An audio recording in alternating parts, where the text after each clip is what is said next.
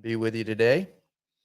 If this is your first time here, like I said, my name is Logan Merrick, and this is Husker Central, where here on YouTube, I like to go live for the games, do in-game reaction. Just started it a couple weeks ago, or last game, I should say. And yeah, you guys have been great. It's been awesome to have you guys join me.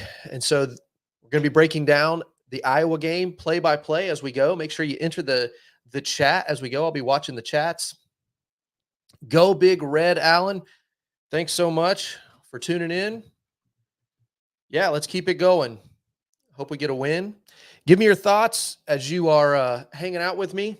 As the game progresses, I'll be kind of giving my reactions as they go and doing a play-by-play and whatnot. And I just want to say, Alan, you've been awesome, man, from the subscription, man, every video, just kind of commenting and things like that. You've been a huge, huge part of getting this community started. And I just want to say thank you for that, man.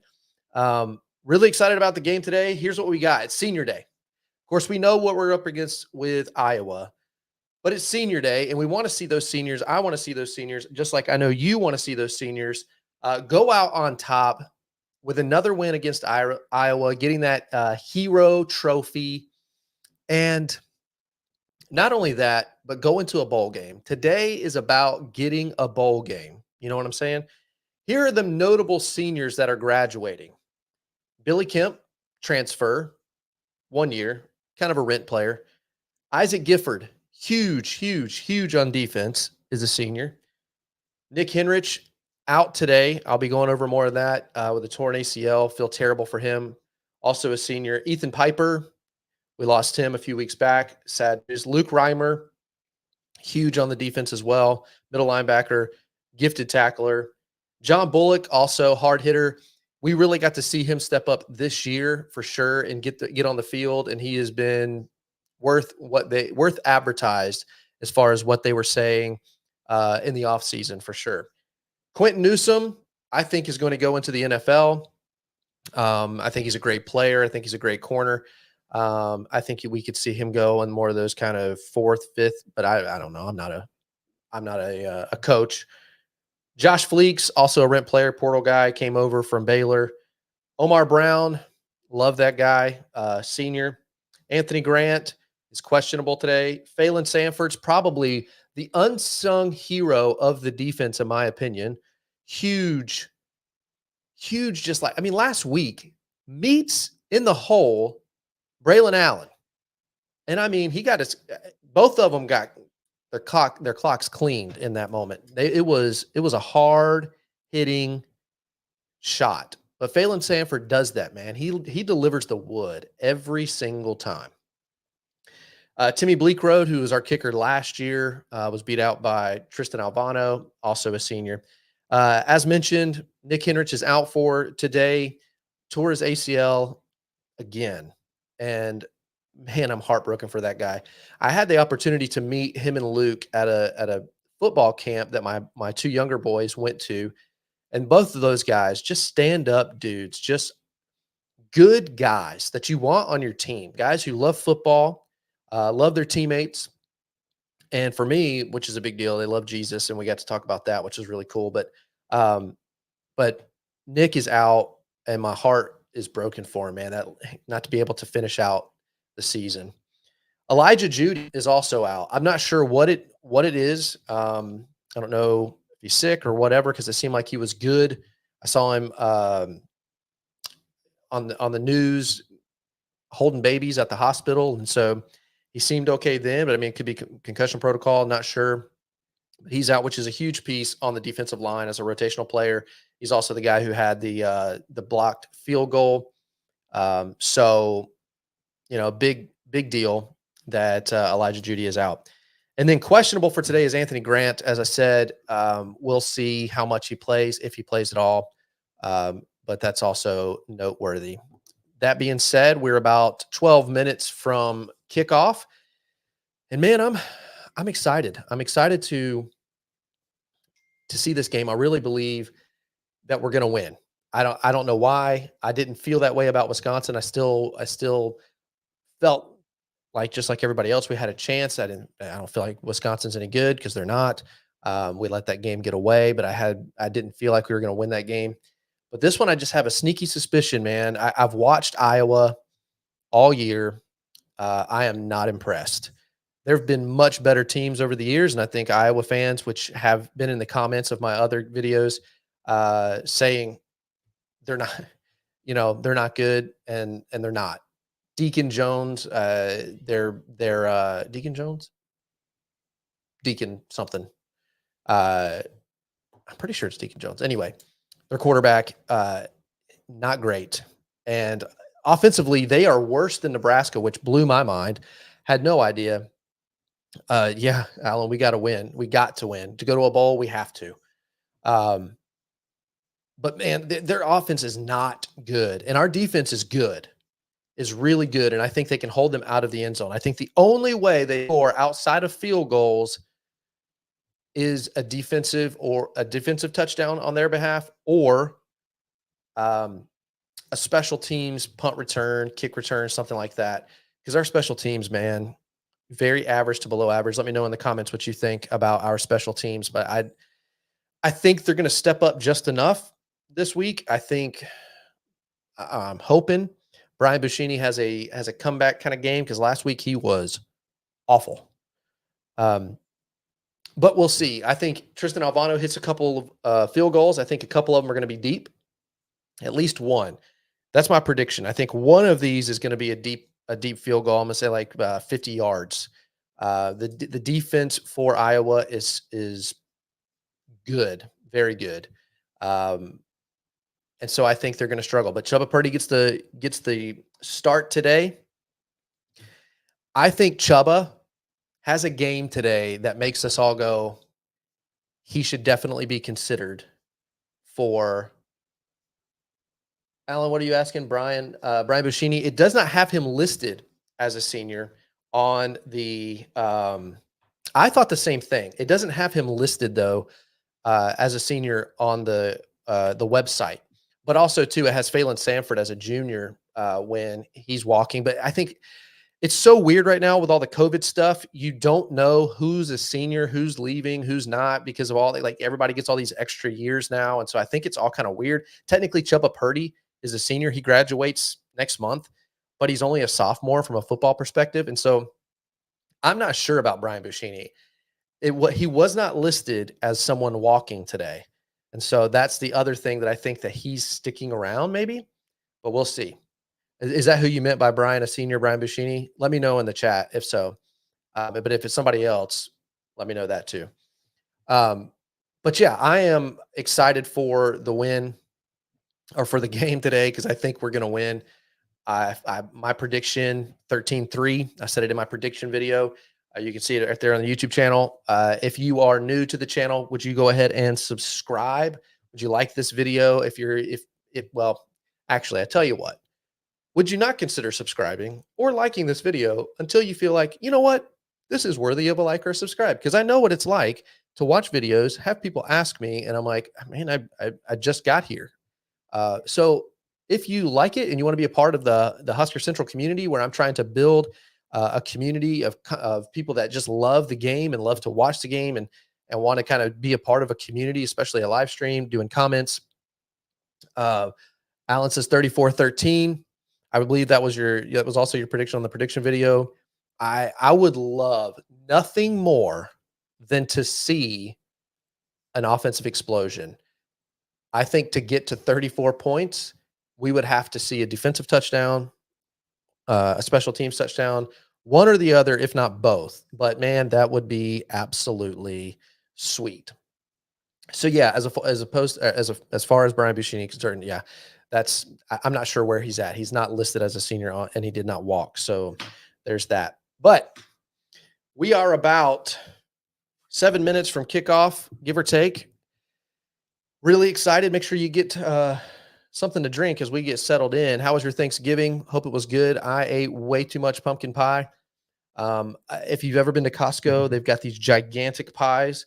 I've pretty much, and I'm not being facetious in any way, I pretty much ate that entire thing myself until last night. I was pretty miserable. I also ate a lot of sweet potato casserole that my daughter just absolutely killed it. I think that's the best sweet potato casserole I've ever had in my life. No joke. That's a true story. But if you're just tuning in, hanging out with me, make sure to join in the chat. Let me know where you're watching from, what city, state. If you're from another state, where you're watching from, would love to know as we settle in together for hopefully what will be not only a Nebraska win, but a Nebraska bowl berth. And man, how sweet would it be? Did I put Cool Whip on my pie? Absolutely, I did. I'm one of those guys that smothers it. Like, I'm not like, when it comes to pumpkin pie, I could eat just the pumpkin pie. I do legitimately love it, but when it comes to Cool Whip, dude, chef's kiss. It's the best, so I smother it. So yes, sample 456. Watching from Omaha. Thanks so much for watching and tuning in with me, dude. Bowl berth in the making. Sample 456. Tell me what you think your prediction is on the game. What do you think? What's going to be the score? I'm curious to know. Man, I'm so ready for this game. I've been like, last night, no joke, it felt like Christmas Eve to me. I felt like I couldn't sleep good because I'm just stoked. I don't know why. I know Steve Sipple. I watched his show this morning, and he predicts a loss. Husker 24/7 all predicted losses. Well, actually, I take that back. Brian Christopherson predicted a win, but everybody else on the show predicted a loss. And somebody else. The writer for Tom McEwen, maybe, or one of the other writers for the Omaha Herald, also predicted a loss. Everybody's predicting losses, close games, but losses. I feel differently. Alan, Fort Worth, Texas, my man. I love it. I love Fort Worth, by the way. Been there many times. Had to go there every summer as a kid because my dad, what he did for a living, we had to go there. And so that was where we vacationed. I've been where Walker, Texas Ranger was filmed, and also where the show Dallas was filmed. So there's that. Sample 456 says, I wish I could make a prediction, but I don't know much about the Huskers right now besides good defense and bad offense. That's true. That's very true. Good defense, bad offense, and very average to minimal shaky special teams. So yeah, it's hard to make a prediction for sure. That's why I said 13-3. I definitely am taking the under. Vegas has us as favorites, which blows my mind. It's actually, I did a video on the prediction video, on my prediction video. I talked about it was 2.5 points. It's now 3.5, I believe. The last time I checked, if it's 3 for sure, but I think it's 3.5 last I checked as we got really close to the game. Blew my mind. The over under is 25.5. I'm definitely taking the under. I don't even think at most it's going to be 24 points. But I'm not a gambler. I don't gamble. So there's that. Let me know in the chat if you are taking the over or the under. Definitely Alan's taking the over. So right now we're still waiting on, we got about 3 minutes out from the game. Huskers make their rounds of the rivalry game. They've been to the hospitals and things like that. All right. Let me know in the comments what you think about Chubba Purdy. How did you feel about his last game? I thought he did a great job, much improved from the 2 previous. We saw Jeff Sims. I'm really curious what he does in the offseason. If he hits the transfer portal, because I think he graduates in December, if I'm not mistaken. So I'm really curious to see what happens there. Make sure you tune in after the game. I'm doing a reaction video, by the way, of everything, just kind of my thoughts, if you care about those things. But yeah, let me know in the chat what you think about Chubba. I thought, yeah, so we need a quarterback. Yes. And actually, Rogers, oh my gosh, my mind is drawing a blank. And I can't get my phone because I'm using it to film. Rogers from Mississippi State. I watched him play last night because I was actually pretty curious what he would do, how he would look. But I watched him play last night. Looked good against Ole Miss. Mississippi State's not a great team. They're pretty much like Nebraska. But he's hitting the transfer portal as a grad student. And he actually, most people, if you don't watch the SEC, has a lot of passing yards, a lot of touchdowns. And actually, I think he ranks 3rd behind Joe Burrow.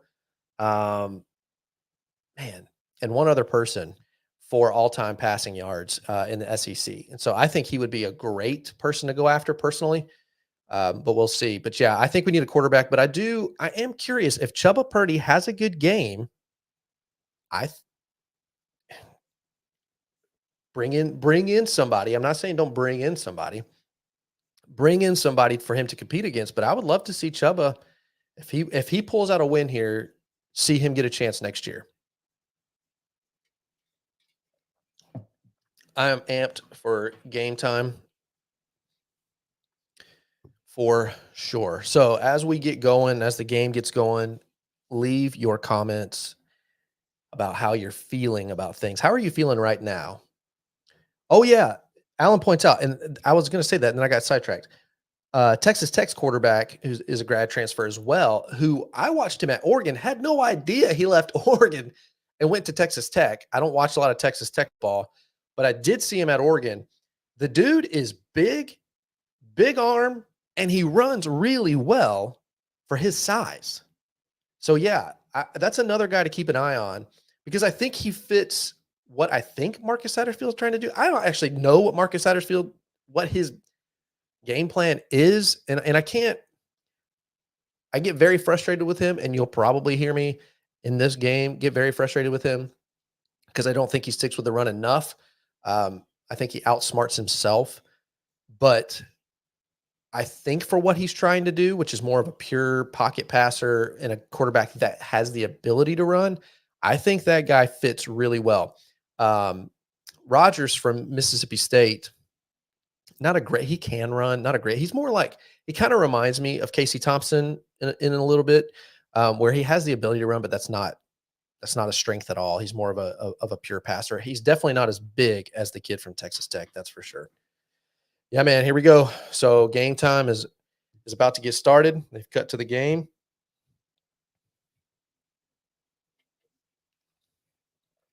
Let's rock and roll.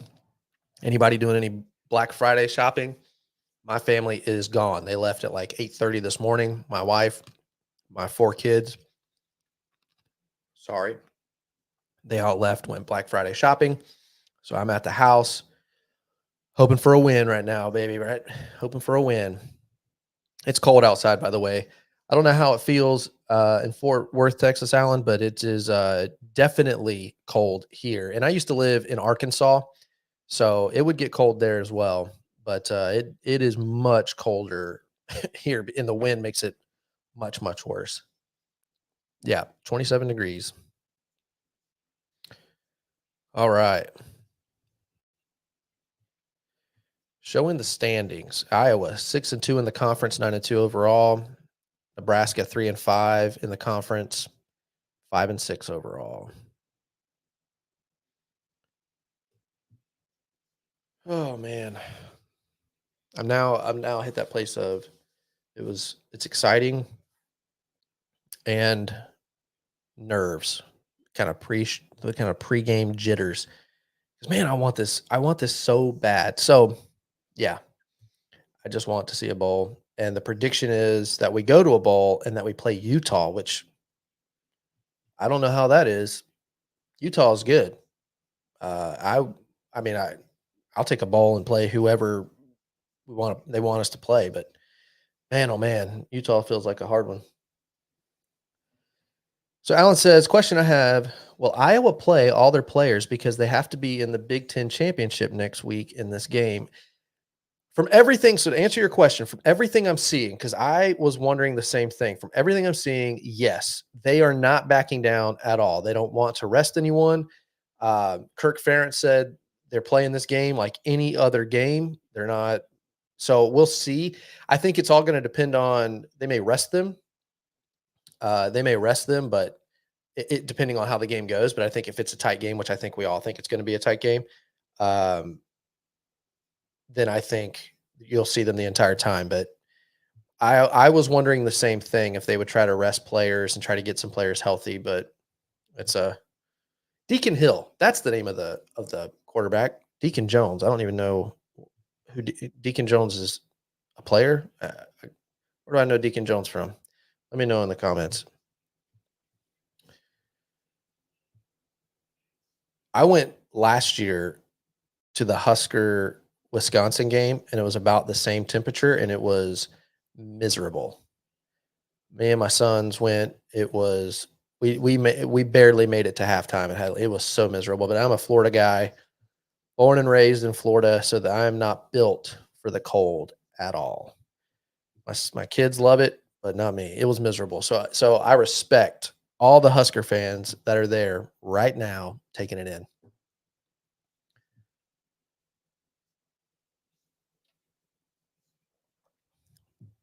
I appreciate you guys tuning in with me and hanging out with me for this live stream because, like I said, I'm just trying to get this community built, and you guys have been responding well, and I'm super thankful for it. Like, you have no idea um, how much I appreciated it because I was just a dude that was just like, I want to live stream the games, see if we can get other people to hang out because I love just hanging out with my buddies and watching the game. And so, really appreciate you guys, and hopefully, we can continue to build this going into next year. That would be awesome. So, if you feel like it's a good time, if you've not subscribed, would you consider subscribing? Would you like this video and help the algorithm kind of help other Husker fans find this and tune in with us? That would be awesome.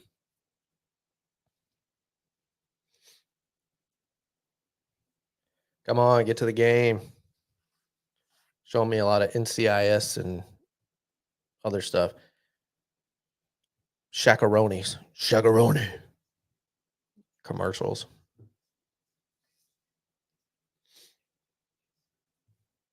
So if you're just tuning in, you didn't know, you didn't hear, out for this game is Elijah Judy and Nick Henrich. Very, very sad for Nick losing out on this game because he tore his ACL again. And as a senior, man, that's sad news. Elijah Judy, not sure what's going on there, if he's in a concussion protocol, if he's sick. I don't know, but he is out, which is a big deal for our defensive line depth and rotation. So, what do you mean, Alan? Located? Do you mean like where am I located at? I live in Lincoln. If that's what you're asking, just let me know in the comments. So, like I said, Elijah Judy is out, and then Anthony Grant is questionable. So we might not see him. We might not see him in this game, or we'll see him very spotty, which I'm okay with. Like, nothing against Anthony Grant. I don't think he's been near as good. Um, yes. Okay. So I live in Lincoln, Nebraska. So we've lived here for 7 years, and yeah, love it. We moved here for my job, and I did not move here as a Nebraska fan, but just living here and being a part of the community, it man, I love it. Being from Florida, I grew up a Florida Gators fan. Being from Florida, you have the University of Miami, as you know, Florida State, University of Florida, USF, UCF. You've got all these schools. So there's no sense of community or like devotion. And you have pro teams, the Bucks, which I'm a huge Bucks fan, the Dolphins, the Jags. So there's and there's so many transients. There's nobody that's like it's not a community that you really get to be a part of. So when I moved here and got to be a part of the Huskers, like I literally drank the Kool-Aid big time. My youngest son wants to be a Husker super bad. We go to at least 1 to 2 games a year. Yeah, love the Huskers, man, and just being a part of it. That's it is it's in the water for sure. Because and especially when you live in the city, like, but being in a part of the state of Nebraska. And the other thing is too, like I was in Florida visiting family, went to Disney World, saw a guy with a Nebraska shirt on, and I yelled out, "Go Big Red." He didn't even see me, but he just turns around into a general direction and yells back, "Go Big Red." The best thing ever is to be a part of something like that. It's like being a part of a motorcycle community or something. It's like you kind of come into this community that's pre-built, and it's amazing, and I love it. So, yeah, it's definitely in the water. All right, so we are seeing video of Chubba warming up, and I don't know how he is without any sleeves on. Man, oh man, I hope he's like, "Yep, I'm just gonna have a jacket in between, and hopefully I'll stay warm." Because when I'm in cold weather, I immediately, my arms are not great because all of my blood rushes to the center core of me. So it's windy here, by the way. So that's going to have definitely an impact on the game for sure. All right. So Nebraska is going to kick off. They are moving left to right on your television screen. Hawkeyes are ready for the kickoff.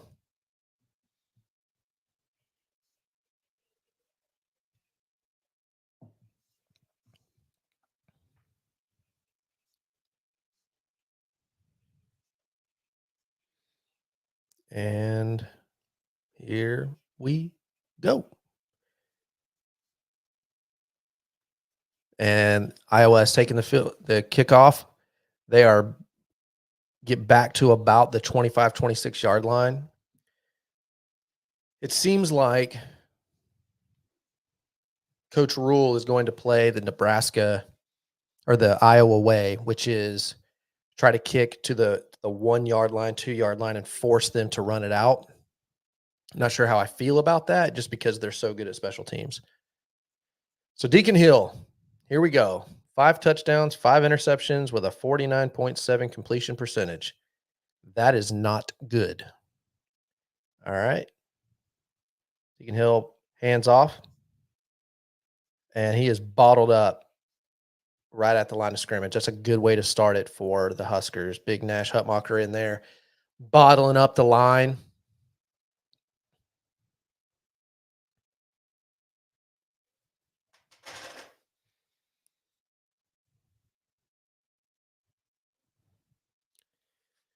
All right, let's see if we can get them to go 3 and out right off the bat. No first downs. So 2nd and 10. Hill in the shotgun. Hill gets the ball, hands off, and once again, bottled up, maybe 1 yard. So we're going to have 3rd down and 9. It's a good way to start it. But you know that this is Iowa's deal. You have to be patient with Iowa. If you get impatient, Scott Frost, if you get impatient, you will lose this game because that's what they're banking on. You have to play their game. There's a good shot of Ty Robinson, who announced this week he's coming back, which I think is so huge to this to our season next year. All right, 3rd and 9. Hill in the shotgun, takes the snap. He's king, throws across. Oh, and a drop. That would have been a first down. That would have been a first down because that is one thing. I don't know if it's just impossible to block. If you're just now joining in on the stream, welcome in. Glad to have you. Hit me in the comments. Let me know where you're watching from. Let me know how you're feeling about the game. Give me some your score prediction. But if you're just tuning in, you don't have any idea what's going on in the game. Iowa just punted. They went 3 and out. And it looks like Ethan Nation. Oh, man. So Ethan Nation let the ball bounce because it wasn't not a great punt. I bet that ball is hard as a rock. So we're going to get the ball at our own about 36 or so. Here comes Chuba Purdy, who I think had a great game. I hate that he ended last week with an interception in that overtime because that is not really on him. He had to throw it as 4th down and long. So, all right, Chuba in the shotgun. EJ out to his right. He boots, throws, complete to Malachi Coleman for about 4 yards. Iowa thinks they got a turnover, but he was already down. I like that. For me, yeah, he was already down. His butt was down before that ball came out. For me, anytime you can do waggles and boots and you do easy completions for young quarterbacks, the best thing. The best thing. All right, gets the snap. EJ takes it upfield for about another 3 yards. So we're going to have 3rd and about 2.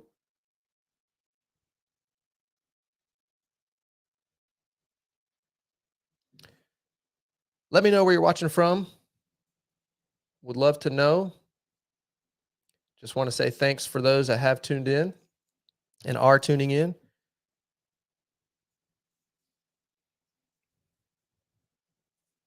All right, 3rd down and 3. Let's see what happens. Hand off, right up the middle, 1st down. That's what I'm talking about. We're close to midfield. I like that. I like that. I like that. Love the call, by the way. Love the call. Wilmington, North Carolina, Bradley Mustaine. Dude, wait a second. I hope that Bradley Mustaine, are you actually not, are you really Bradley Mustaine, or are you Jake Wilton, my best friend who lives in Wilmington, North Carolina? If you are Bradley Mustaine for real, that's cool. Chuba gets the handoff, goes nowhere, gets about a yard. Sorry, I got sidetracked there, guys.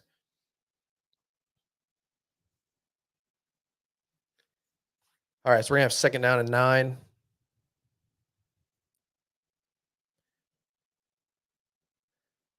That's what I thought. Omaha West Side, class of 98. Oh, really? No, you really are Omaha West Side. All right, nice, man. That's awesome. All right, Chuba's in the shotgun, gets the snap, looking, throws short to Billy Kemp, who gets about 5 or 6 yards, and it's going to be about 3rd down and 3 again. Pauline Mercer? Yeah, absolutely. Absolutely, anybody can join StreamYard. Thank you guys for tuning in. Let me know where you're from. Hanging out with me. If you got a prediction, let me know it in the comments. All right, here we go. 3rd down and 3. Chuba gets the snap, throws, incomplete. Really wide of Malachi Coleman. And it looks like we're going to punt. That's all right. Field position. Yeah, I agree.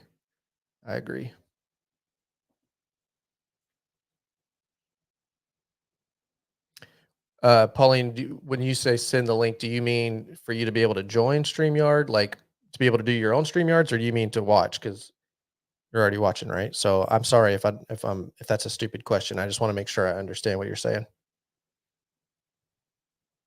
All right. Not bad. Bushini gets the punt, and they field it at about their own 10 to 9 yard line. So it's not bad. How are you feeling right now?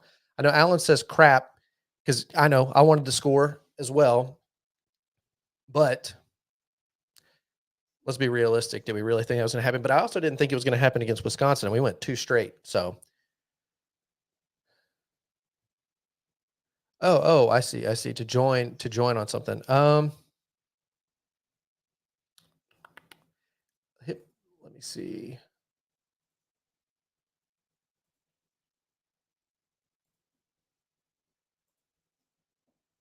Give me 1 second. Let me see if I can figure out.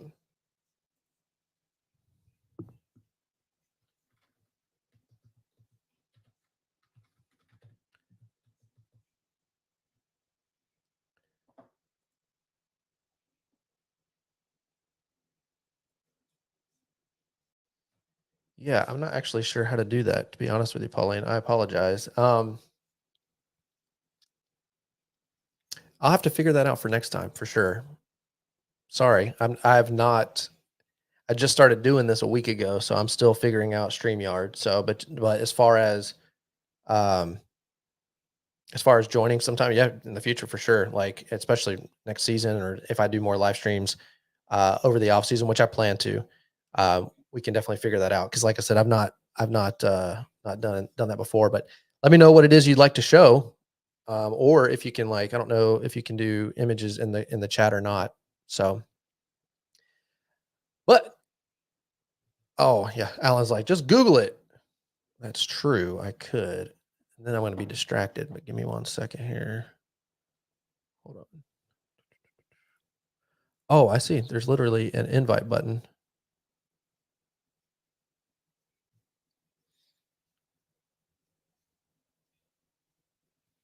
Okay, so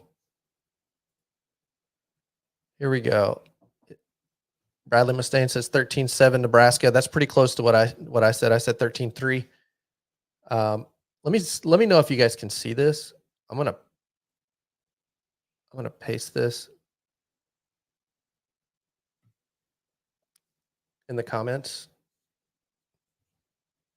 Here's the thing with the live stream. If you guys are gonna jump on, which I'm totally cool with, let's keep it clean. Can you guys see that?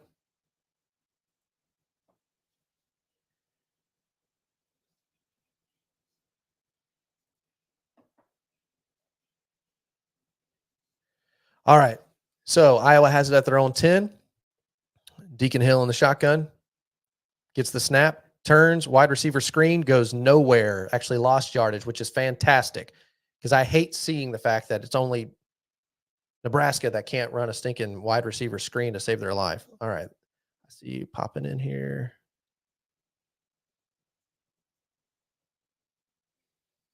Let's see. Pauline.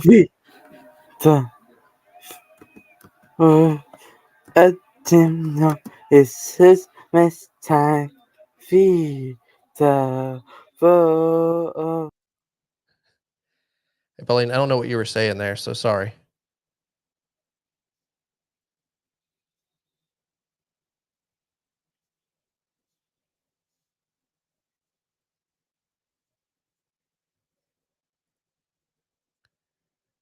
And I missed it. There was a completion there. All right, I got to stop being distracted by that. My bad. There was a completion for a first down.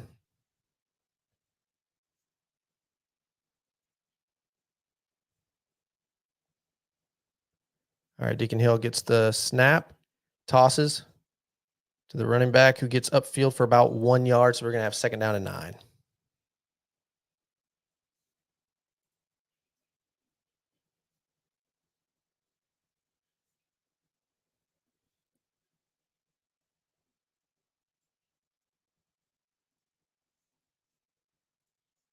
All right.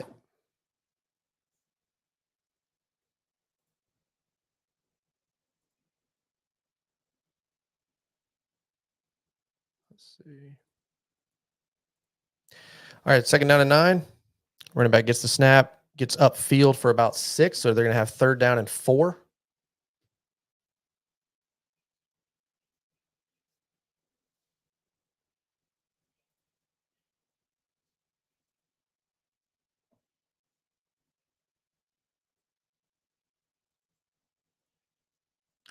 All right.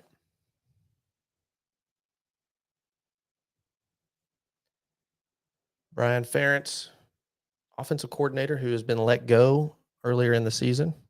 Third down and 3. Deacon Hill in the shotgun. And a blitz. Oh my gosh, how did he get that ball off? I have no idea, but that is a first down. That's insane.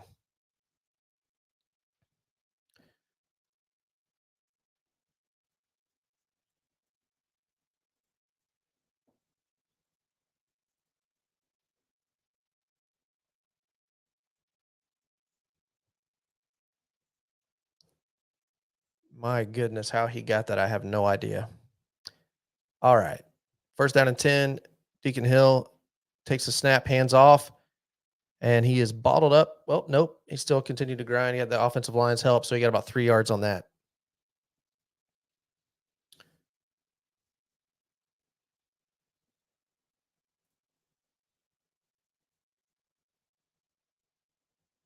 All right. So we're going to have second down and 7. Second down and 6.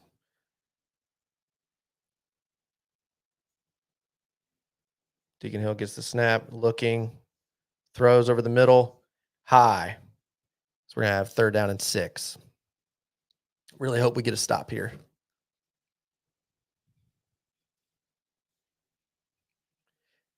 Yeah, Bradley Mustaine, it is totally crazy, man, if you're still watching that you're from Wilmington, North Carolina, because my very close friend from Omaha just moved out there. to Wilmington, North Carolina back in July. And so I thought that was him messing with me. All right, here we go. 3rd down and 6. We need to stop right here. Hill in the shotgun, gets the snap, looking, throws short, and they got a 1st down. Tommy Hill in the coverage pushed him out of bounds right at the 1st down marker. So Iowa's driving.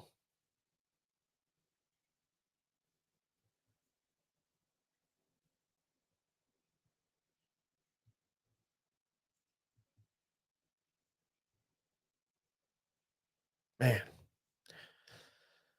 All right, here we go. 1st down and 10.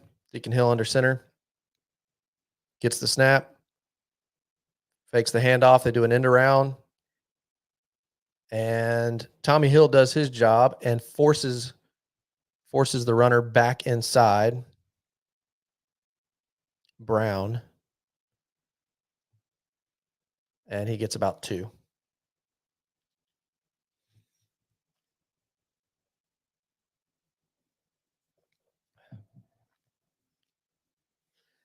Thanks for watching with me and hanging out with me on this Black Friday. Anybody doing any Black Friday deals? We got 2nd down and 8. Deacon Hill in the shotgun. Gets the snap. Hands off. Oh, there was a fumble, but he gets the ball back and he gets about a yard. So it's going to be 3rd down and 7, give or take, 3rd down and 6. How are you feeling right now, Husker Nation? How are you feeling? Yeah, oh my goodness, that was a fumble. Man, oh man, if they would have got that ball. How are you feeling right now? You love it here, but you miss runs. That's actually what Jake says. He says the same exact thing. He said he loves the community there and but misses runs a ranch. Spot on. All right, 3rd down and 6. Hill in the shotgun, gets the snap. Looking, throws late. Incomplete, baby. Yeah, that's what I'm talking about. Come on. Woo.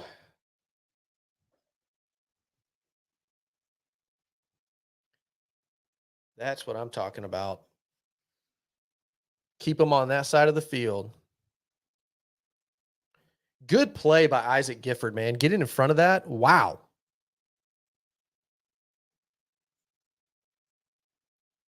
Looks like Luke Reimer got in there and got a hit on Deacon Hill. Here's the punt. Ethan Nation takes it, gets upfield. Looks like he fumbled the ball. That is not good. And he did. That's what we're talking about right there. The special teams bloopers, man. The special teams bloopers. You cannot allow that. You cannot do that.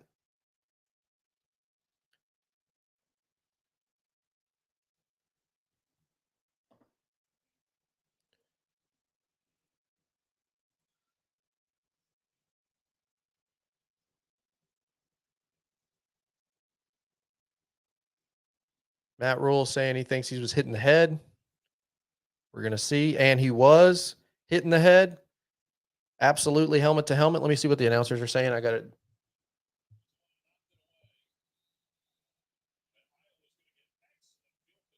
I guess they're just saying they're going to get excellent field position, but it was helmet to helmet.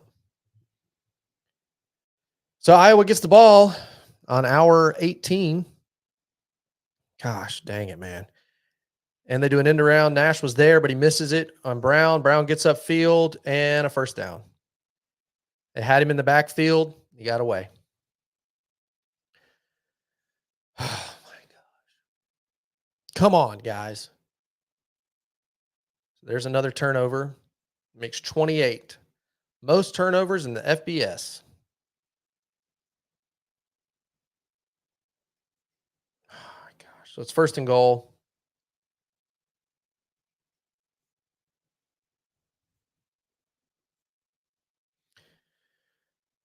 First and goal from about the 6, 7.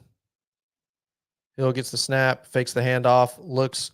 Oh, blasted. That tight end just got smoked by Isaac Gifford. There's a flag on the play. Isaac Gifford laid the wood. This may have to turn into the Chubba Show. Yeah, for real.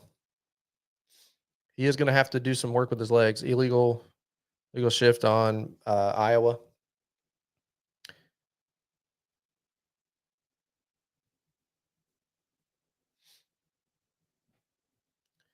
All right, so it's a 5-yard penalty and first down.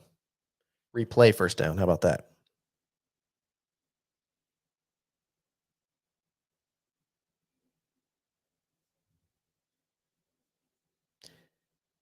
All right, here we go. Moved him back to the 12. Handoff up the middle for the running back. Gets upfield for about 2. So it'll be a second down. In goal.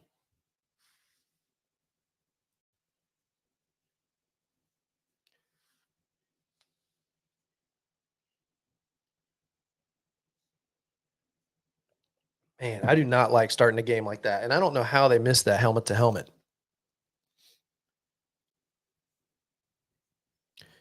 Second down and goal. Deacon Hill under center. Tosses. Falls because he's got tripped by his own guy. Running back gets about 3 or 4. It'll be third down and goal. Won't be surprised if they were on some sort of screen or something here. Yeah, Deacon Hill, his offensive lineman stepped on his foot. The defense is playing the run game well.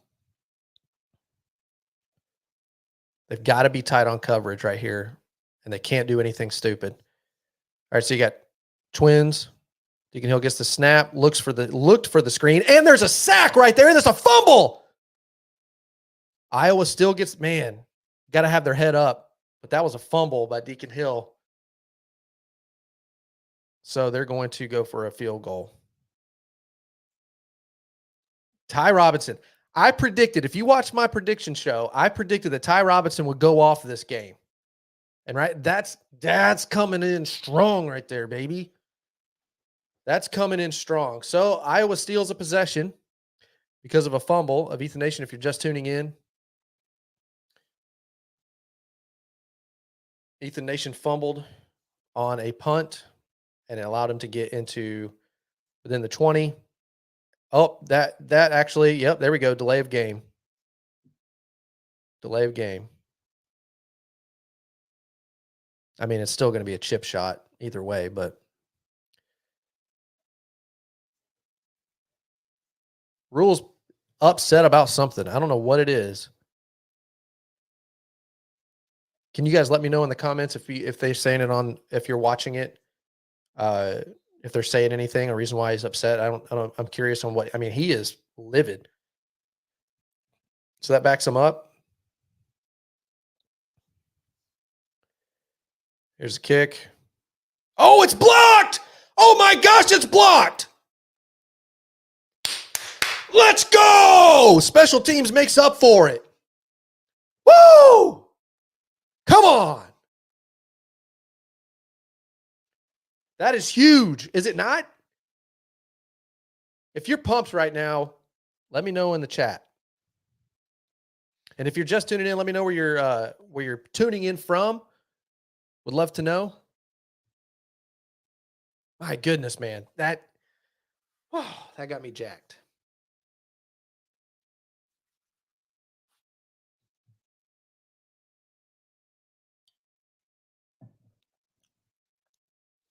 I want to be out of water already, and my voice is like already straining because of my excitement.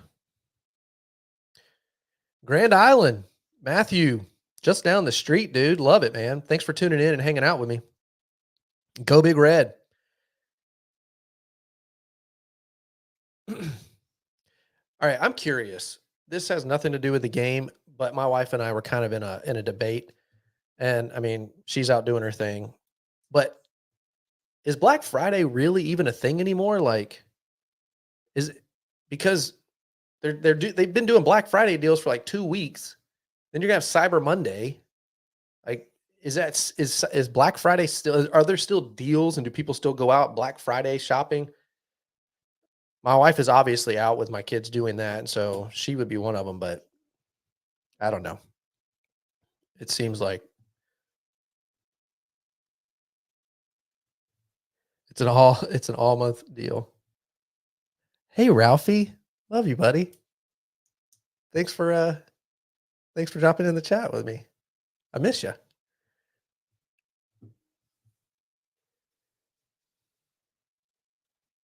It is an all new month event.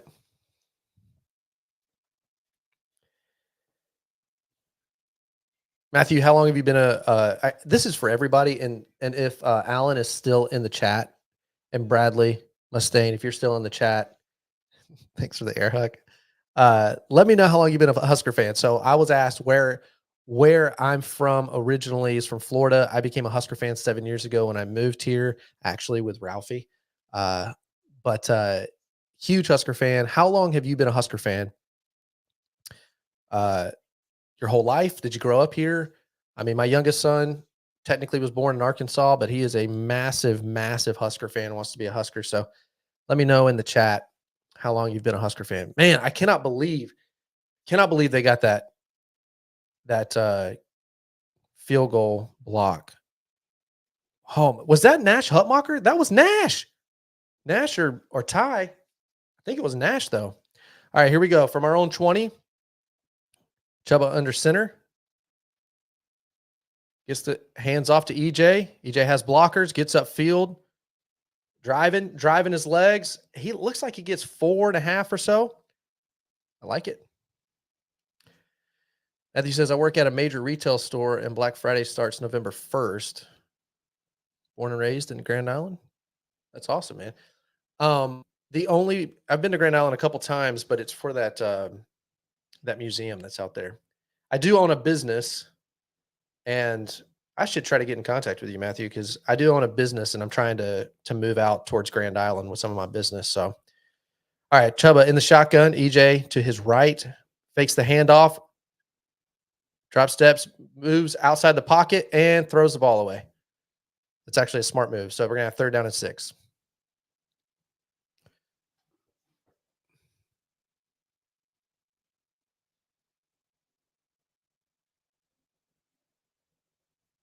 All right, we need a 1st down here. We need a methodical drive is what we need. It'd be nice to just drain clock, get all the way downfield for a score. What's your score prediction? Would love to know it. Mine's 13-3 Nebraska. I just have a sneaky suspicion we're going to win. All right. Chuba in shotgun. Gets the snap. Looking. Moves out. He's in trouble. Oh, but he shakes it. He's moving out to his right. And he throws the ball away. And we'll punt. Man, that defense for Iowa is stingy for sure. Their back end is really solid. Watching their games, I've kind of learned that. So we're going to have to run the ball. We cannot sit here and try to pass. Everybody is covered. Here's Bushini. He needs to have a huge punt right here.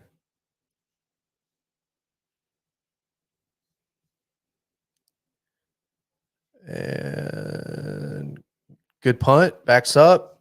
Oh my gosh. Come on, guys. You got to have that. Gets out to back to the 34-yard line. They're calling a flag because I think it's a late hit out of bounds. Looks like Snodgrass.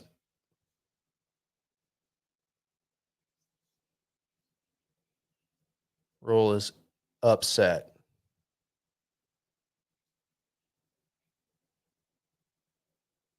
Oh, that actually is not. I mean, yes, his half of his foot was on the out of bounds marker, but you can't tell that as you're rushing in. That is terrible. So they call unnecessary roughness. Golly, man. Brutal. Absolutely brutal.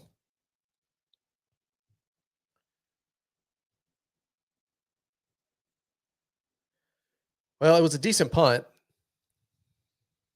by Bushini. Coverage was okay. It wasn't great. There was a guy there. He just missed. He got upfield for about 10, and I just got an extra 15.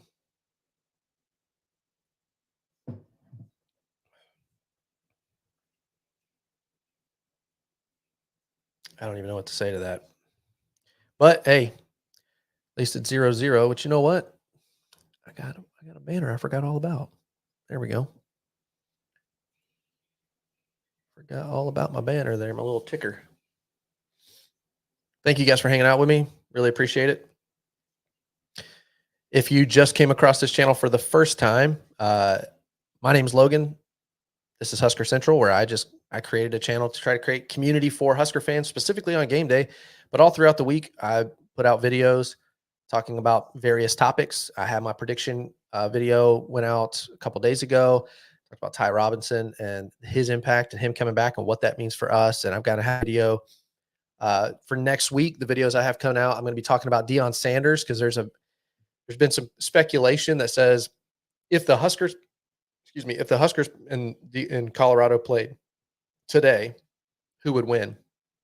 So I'm going to have a video coming out this week or this next week about that. And along with some other things, the good, the bad, and the ugly of the Matt Rule era. I'm curious. Let me know in the chat. If we don't win this game, is the first year of the Matt Rule era a letdown? Not making it to a bowl game, is that a letdown? Do you consider it, or do you consider it to be, a good season? Like, do you feel good about the direction it's going? Let me know in the chat how you feel about it. But there'll be a video coming out this week on both of those topics. But yeah, if you're into the Huskers, this is just a place for us to build community as Husker fans and just hang out on game day, commiserate and celebrate our Huskers together. So make sure you get in the chat. Let me know where you're watching from. Hit subscribe if it sounds like something that you're into. Like this video, share it with others. Would love to have more people kind of join us. So yeah, thank you guys. Okay. We can't have a lot of 3 and outs, man. We got to grind clock.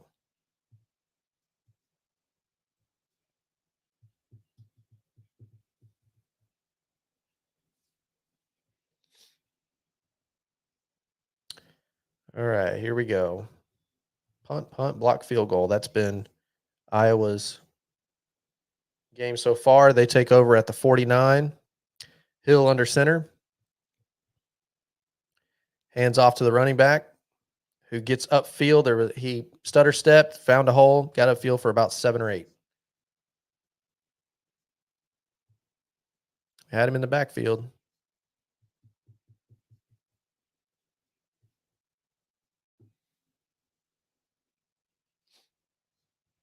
Remain patient. It's been 19 plays so far for Iowa, 9 only for Nebraska. Hill under center. Hands off. He's bottled up for about 1 yard, so you're going to have about 3rd down and 2.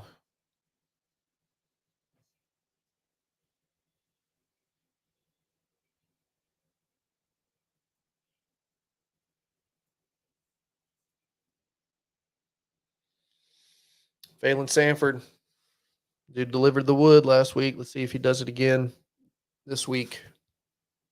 Usually does. The dude hits hard. Well, that was him delivering the wood right there. He's going into the 10th, probably being checked for a concussion because, yeah, he got rocked. All right, 3rd down and 2.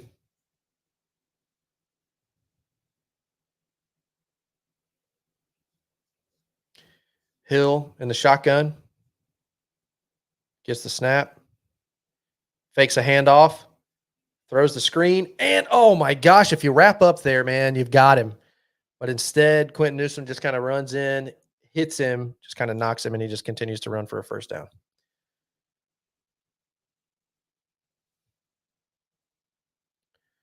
Matthew Thompson says, man, we got to start to control more clock. I 100% agree, dude. Like, that is – I said this before the game started in the pregame little deal that I have, that we have got – like, I don't understand Satterfield's approach to calling. Because when the running game works, he quickly goes away from it. And then we don't see Emmett Johnson, and it's just weird. And instead of playing the game that you are good at, which is running the stinking ball, instead, like we just had the series we just had before we punted, 3 straight passes. Like, or was it a run and then 2 straight pass? I don't remember. But anyway, just run the ball, man. It works. And you're going to have to play patient. You're just going to have to. You cannot press. You cannot press. That's how Iowa beats everybody. They force everyone into their own game.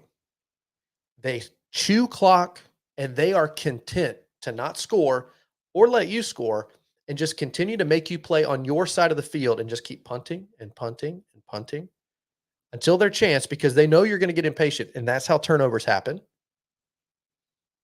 It's infuriating. But yes, we have to grind clock because our defense is not going to hold up. It's just not. No defense. There's not a defense out there that can hold up to constantly being out on the field. You got to grind it. That's what this game is. That's what the Big Ten is. It's a grind game. But Iowa especially, them in Wisconsin, but Iowa more so. They want to grind clock, baby. They want you to just get impatient, which is why Scott Frost failed. He got impatient way too much. So yeah, couldn't agree more. Could not agree more.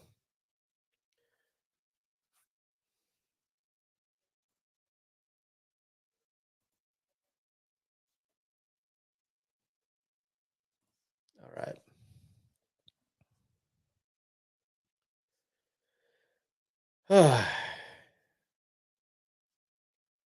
How you feeling?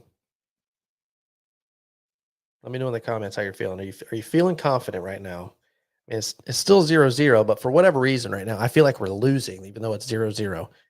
And a lot of it has to do with because Nebraska has such a small margin to be able to win. They have to play a nearly perfect game in order to win because the offense is so bad.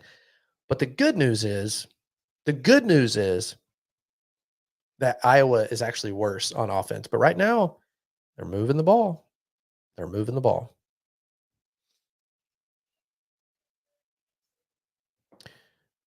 Matthew Thompson says, I get that we can't be one-dimensional by running every play, but you have to make them stop the run before turning away from it, especially when it's working. I agree, man. I totally, and that's what I mean. Run the ball. Do the thing that you do well. And then if you have to, boots and waggles, man, with Chubba Purdy. Simple throws. And last week, man, a lot of those dig routes and stuff like all that was working. Now, granted, Iowa's defense on that back end is very strong. So they're taking that away, I'm sure. Deacon Hill fakes it, hits the underneath screen for a first down, and he is rolling. He stepped out of bounds, but they still didn't call it, and I think they're going to call that a touchdown. No, they're saying he's down at the half-yard line.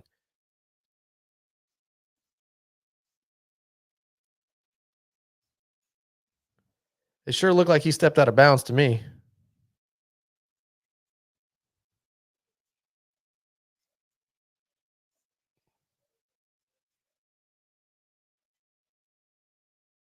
That looks like I want to see it from the other way. That looks like he stepped out. But nope, they're going to snap it. And they got a tackle for loss, which is good because they're going to get back just a little bit. I was just going to continue to grind clock. Thank you guys who are tuning in. If this is your first time tuning in, my name is Logan. This is Husker Central, where we are just hanging out together, trying to create some community together. Jump into the chat. Let me know where you're watching from. Let me know your prediction. Right now, Iowa is at the 1-yard line, 2nd down and goal. They hand off, and they still didn't get in, which is great. So they're about at the half-yard line at this point. It's 3rd down and goal. Oh, my goodness. Luke Reimer.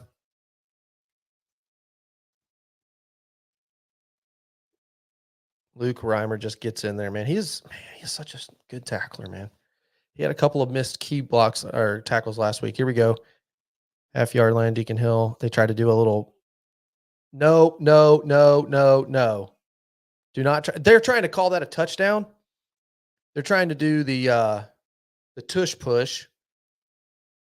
They say it's a touchdown. did not look like a touchdown. Let's see the replay.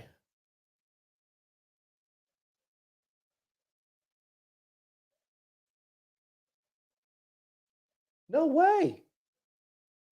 Oh, how was that? But how did they not blow the play dead? Are they not blowing the play dead right there? If anybody's watching, you tell me, because I don't have sound, but it sure seems like they blow. The guy before he pushes that ball through, the other ref is literally running in, blowing the whistle. Am I crazy? Somebody tell me in the chat. Am I like? Come on, man. Sure looked like that they were blowing the whistle. Well, there's a touchdown. My prediction is gone. I said 13-3 Nebraska. And 7-0.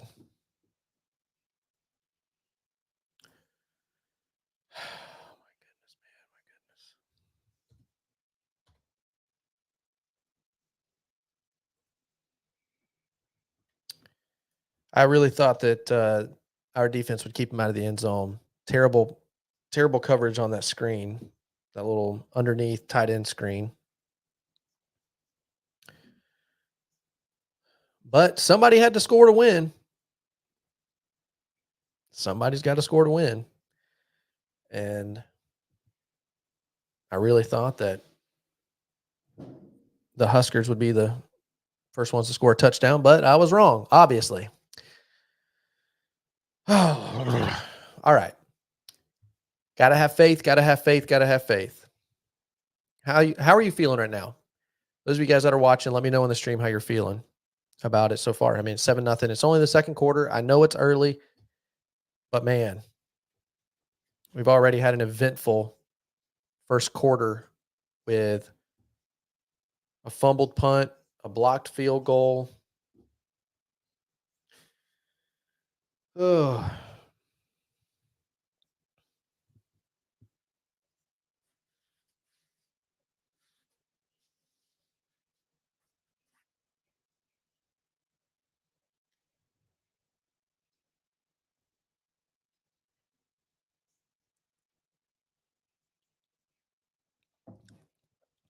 If you're wondering what's going on, we're on a commercial break. If you're not watching the game,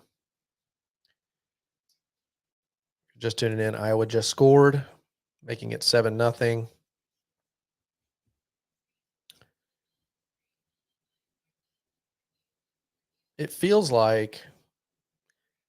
It really feels like that Nebraska's, I don't want to say playing tight. They're not necessarily playing tight, but it feels like they're just kind of waiting and seeing. It's like they're playing defensively, and I don't mean that from a standpoint of they're playing defense. I mean, like it feels like they're just kind of waiting to see what Iowa's going to do, but and I could be completely wrong, but that's just the way it feels.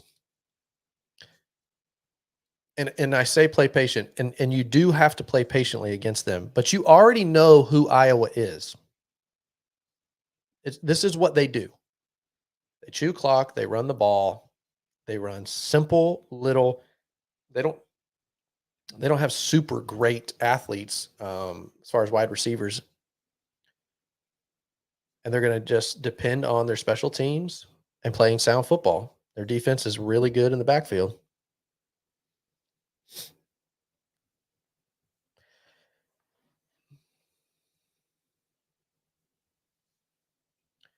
Yeah, Matthew says offense has to run the ball, move the ball, and answer with a TD, or we're in trouble. I couldn't agree more, Matthew. Could not agree more. And I don't know. I have no faith in Marcus Satterfield and his play calling, and I've said that before. So I wish he would just stick with the run, but we'll see. Let's see if he gets impatient here. Iowa kicks off, moving left to right. And it's a touchback.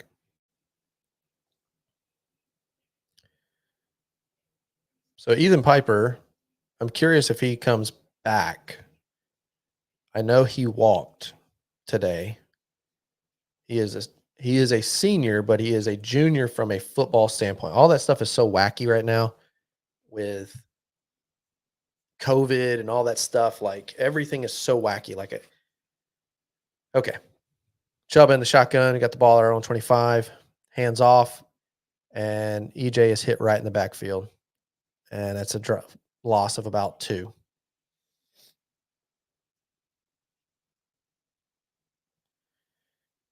Let's see. Oh my gosh. Just a missed block. Looks like Borkature. I'm not sure who that was. Completely just missed the block. Second down and 11.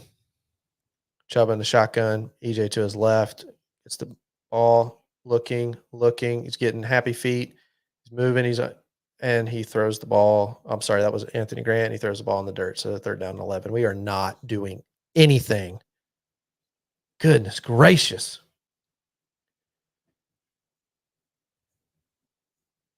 He had Fedoni. He had him.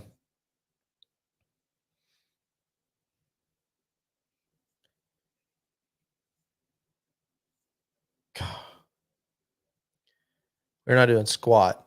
2 completions out of 6 attempts for 10 yards for Chubba. All right, Chubba's in the shotgun. Gets the snap. Looking, throws over the middle. Got him wide open. Looks like Nate Borkature. Is that Nate Borkature? Oh, no, I'm sorry. That's Alex Bullock. Alex Bullock wide open. First down. That's a great route. That corner was swimming.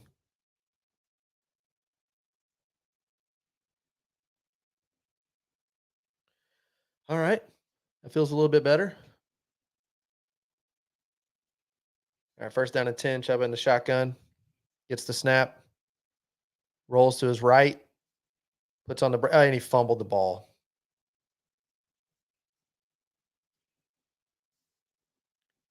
He literally tossed the ball right at a Hawkeye. I mean, I don't know what he was doing.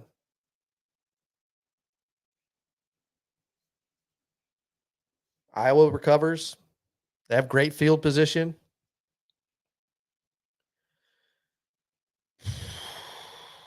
This looks horrible. The whole offensive game plan looks terrible.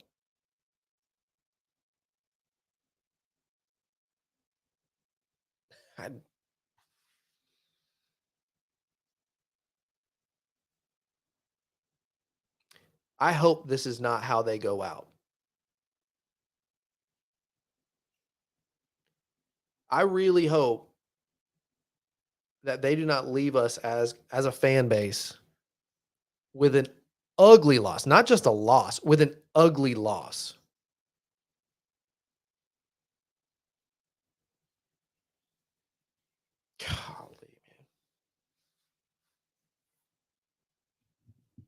Golly, man. I have no idea what Chubba Purdy was doing on that. I really want him to succeed, as I know everybody else does. I want him to have a great game. But jeez.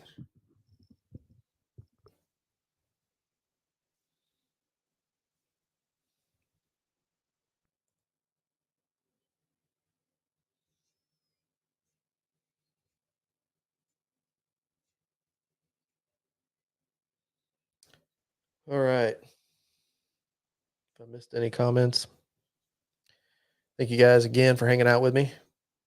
Really appreciate it.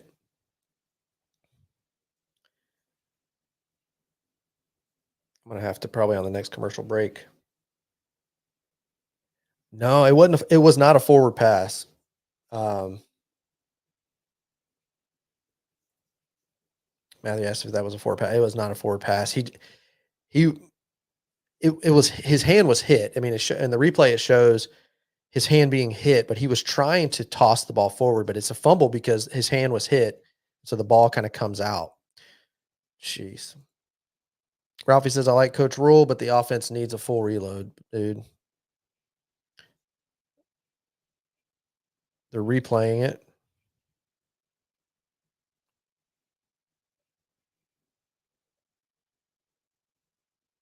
Yep. They said it stands. Yeah, I would love to see a different offensive coordinator, but Matt Rule has already said that that's out of the question. That won't happen. He doesn't want these new players trying to learn a new offense, blah, blah, blah, blah, blah, whatever. So there's that. I don't understand Chuba's what like at all. You can't not try to win this game on your own. You cannot try to do too much. And now we've got 2 turnovers. Iowa's nothing. And you cannot win this game with turnovers. Deacon Hill has the ball, fakes the handoff, boots, sets up, throws, and that is sweet because that guy was completely covered. So no gain. They have the ball, by the way, at our own 48, it looks like. I can't tell right now.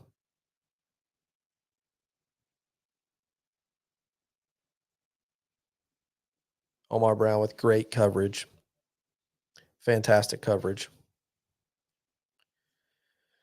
All right, Deacon Hill in the shotgun. 2nd down and 9. They gave him a yard on that? Goodness. Fakes the end around, throws underneath, and it's batted down. Great defense right there.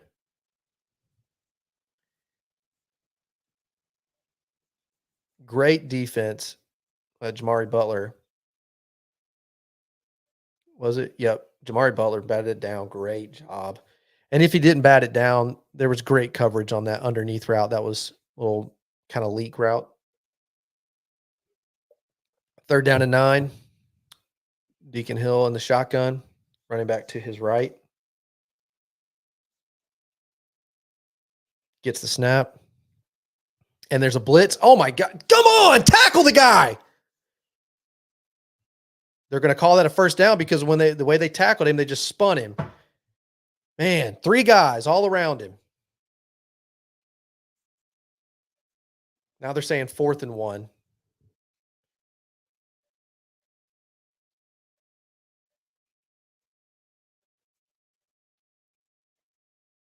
Looks like they're going to go for it. And they are. Got to hold him. Now they're calling a timeout. Timeout, Iowa. They're going to talk about it. I'm sure they're still going to go for it, but I think they want to know what it is that they want to do.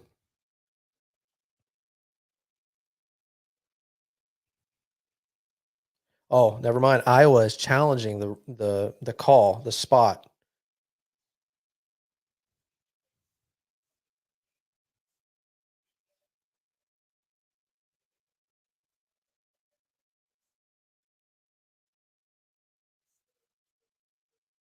That forearm goes down. Yeah, that's the right call. That's the right call. If Jamari Butler doesn't try to do the drop the hips and spin, which I understand, Deacon Hill is a big man, so he would have been a couple yards short, and they'd be punting. But Deacon Hill's a big man, and it takes what it is. What it is. Good pursuit by Jamari Butler. So they're gonna go for it on 4th down and 1.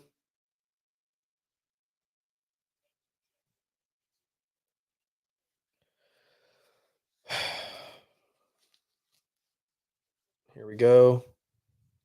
What do they say?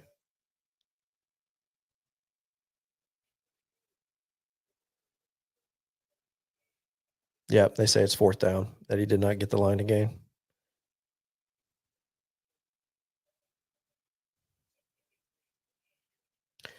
All right, here we go. 10:33 left in the 2nd quarter. Iowa up 7-0, as you see in the ticker. Oh, snap. Thank you guys, all you guys that have jumped on, watching with me. Truly appreciate it. This is your first time. My name is Logan Merrick, and this is Husker Central, where we're just trying to hang out together as Husker fans and watch the game. Jump in the chat. Let me know where you're watching from. Here we go. Iowa is getting ready to go for it on 4th and 1.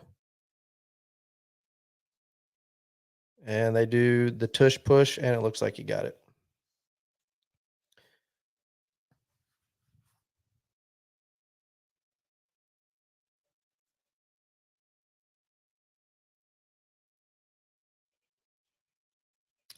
I will say this, Nash just absolutely blew up to center.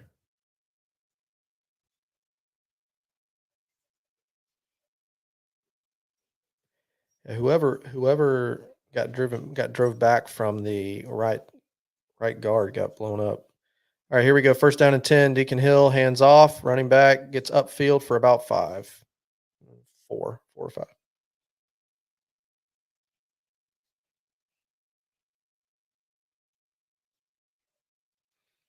So about 2nd down and 6, 5 or 6.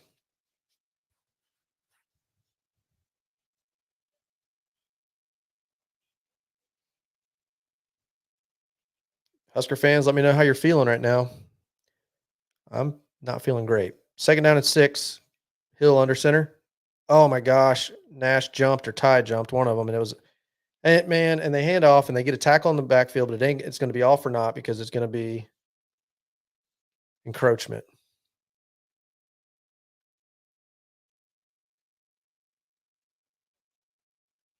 Yep.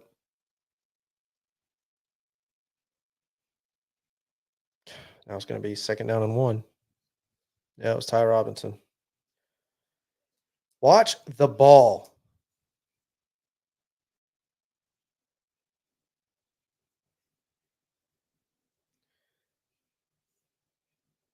Yeah. Gets the handoff. 1st down.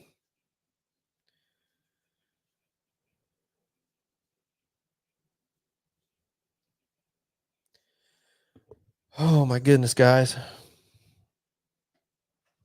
This is classic Iowa game, man. Classic Iowa game. But the offense is so putrid right now. You cannot let them go up another score.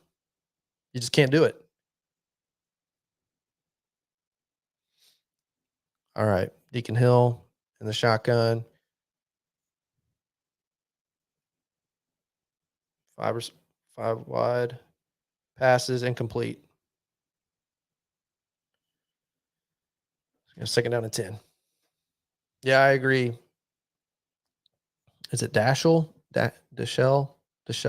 Rohan? We don't care about winning. I don't say we don't care about winning, but at the same time, it feels like the guys are still waking up or something. I don't know. I don't know what to say, honestly. All right, Deacon Hill in the shotgun, 2nd down to 10, hands off, gets about 2. So it's going to be 3rd down and 8.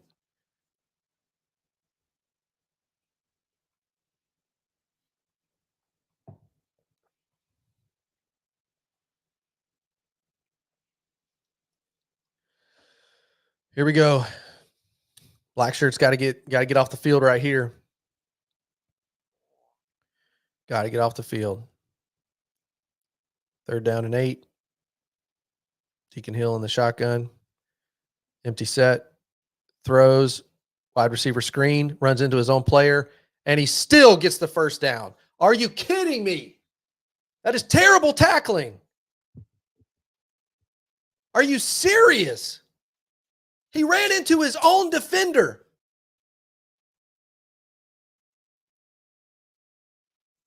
Like what? What just happened?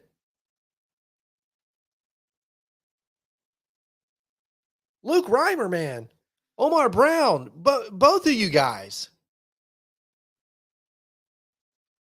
2 seniors right there. Actually 3, because Quentin Newsom also just got caught up in the wash. Handoff. Gets about a yard. Half a yard. Gosh. Lance 44 says, I used to be a Husker fan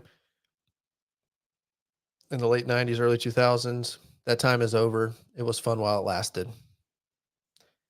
Yeah, unfortunately, I didn't get the chance to see them. I mean, I was alive, but wasn't really paying attention to the Huskers, unfortunately, but I wish I would have had those times for sure. 2nd down and 10. Deacon Hill in the shotgun, gets the snap, hands off, and they smother him. So it's going to be about 3rd down and 9. Ralphie says, weak body tackles, they aren't wrapping up. Dude, that is for sure. Like I don't understand it. I don't understand. Like they're usually such good tacklers, and it seems like in the most crucial of moments,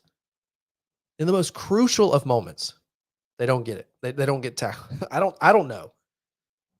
I do not know. We don't wrap up. It doesn't matter. It won't matter. It's true. Got to wrap up. All right, here we go. 3rd down and 9. Deacon Hill gets the snap, hands off, dances in the backfield. They had about 3 guys miss him. All right, we pull him down right at the line to gain, or the line of scrimmage. Marquise Buford with a great tackle there. So we hold him to a field goal. Thank the Lord, because it was looking pretty sketchy there for a bit.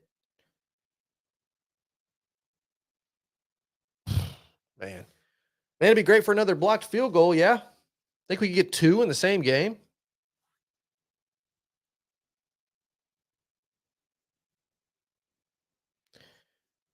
Here we go. 28-yard field goal attempt is up, and it's good.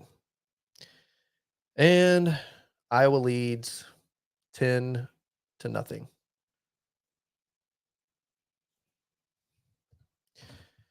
If you're just tuning in, thanks so much for watching with me. Really appreciate it. My name is Logan Merrick. This is Husker Central. This channel is dedicated to you, Husker fan.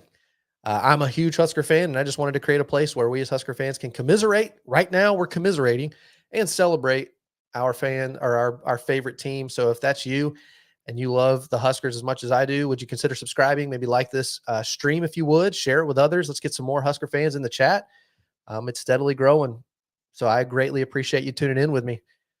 Let me know how you're feeling right now. Lance 44.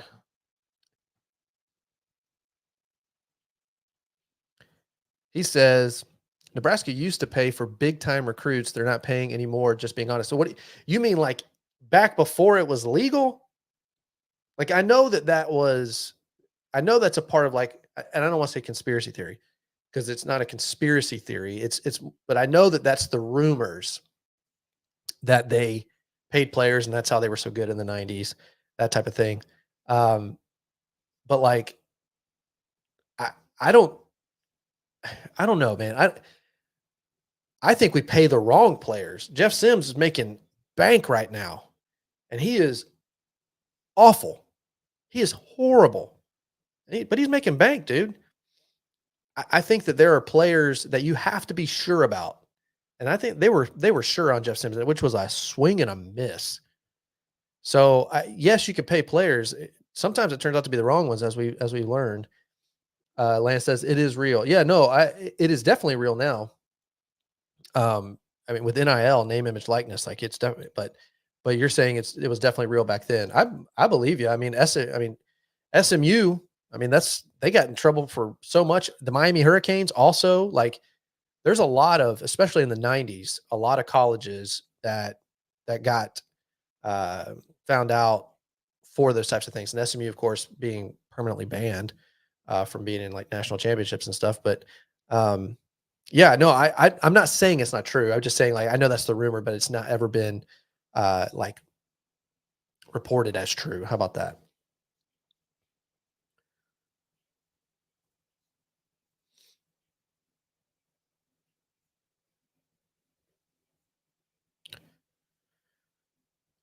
Husker offense has been stagnant and terrible. That first, we picked up 1 first down that first series and have just been atrocious ever since. Chuba Purdy with a terrible fumble, if you weren't watching then. Here's the kickoff by Iowa. Please don't return it. Just let it go into the end zone. And they do. Touchback. There's a flag. Did it go out of bounds?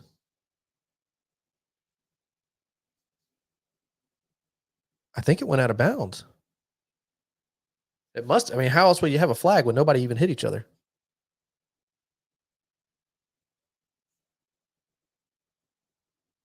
Yeah, baby. Free kick out of bounds. I'll take that. You rarely see Iowa mess up on special teams like that. I mean, and for them to have a field goal block and now a kick out of bounds, man, they're not on their game either. Let me know in the chat where you're tuning in from. All right, here we go. Chubba Purdy in the shotgun, empty set. Josh Fleeks in motion, gets the snap. Chubba just does nothing and gets sacked for a loss of a yard. Why are we throwing it? I don't know.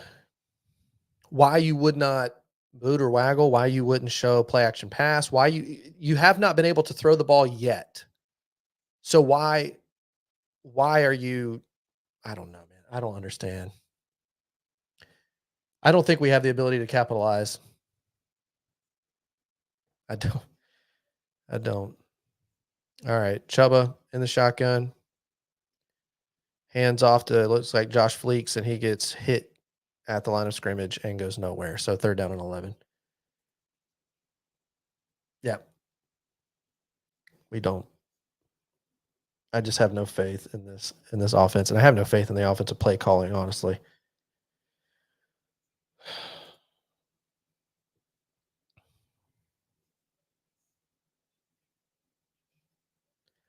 Third down and 11. Iowa's defense is absolutely just taking our offense to task. Chubba in the shotgun. I can't tell who that is at running back. Gets the snap. Drops back, throws deep. Oh my gosh, he's got Jalen Lloyd and he's going to score.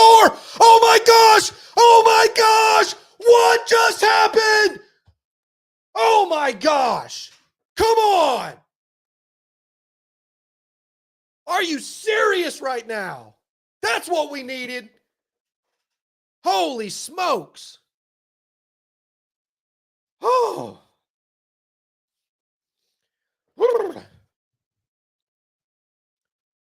Man, Jalen Lloyd, a little stutter step in move. Bomb. Bomb. Oh my goodness. Yeah. No flags. No flags. Did he just miss that extra point? No. Okay. Good Lord. And we drive it through the field goal. We are 7-10. And guess what? We get the ball on the other side. So if we can hold them here. Holy moly, man. I fix my little ticker here. Dude, you guys. Anybody else? Like, was that not like...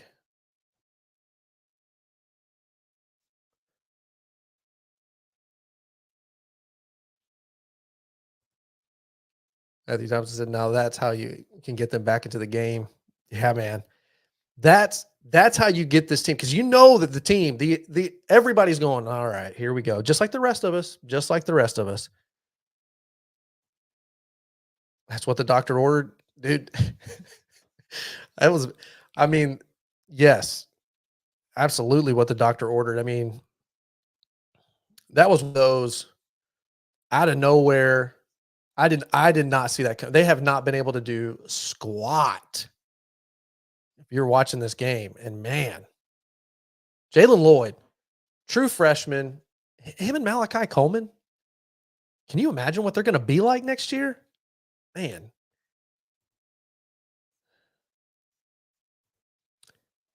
Eric McFarland says, I watched Bama go through tough times from 93 to 09. So a good coach can turn it around. You know what? You're right. Okay.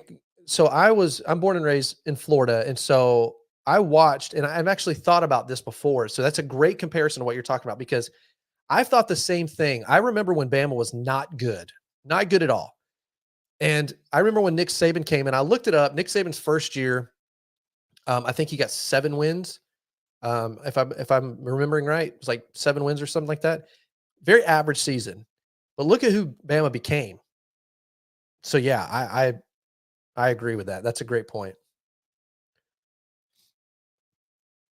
So yeah, we'll see. We'll see. We'll see what happens with the Matt Rule era. Thank you guys for tuning in with me. Truly appreciate it. My name's Logan Merrick. This is Husker Central. Just trying to create a place for you guys to hang out with me and just commiserate and celebrate. Like right now, we're just celebrating, baby. Yeah. If you want some other videos and stuff, I've got some other stuff on the channel. I'll be releasing some videos next week discussing the good, the bad, and the ugly of the Matt Rule era. So if that's something that you're interested in, please consider subscribing and like this video so other Husker fans can find it in the chat. Let me know where you're from, where you're watching from.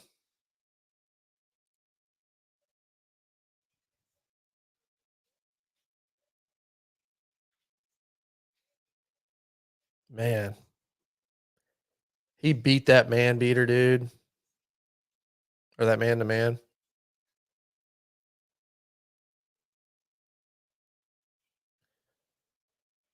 And they called for a fair catch and it like fell at the 15.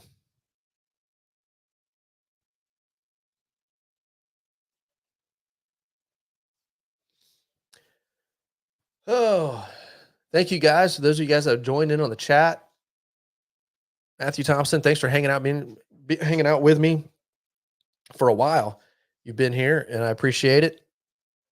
Michelle, thank you so much for also being in the chat. And Lance 44, Ralphie, of course. All of you guys, thanks so much. Oh, it looks like a ref got hurt. Boosters, Lance 44 says boosters pay for players. I do not doubt that. I know Texas A&M has also gotten in trouble for that.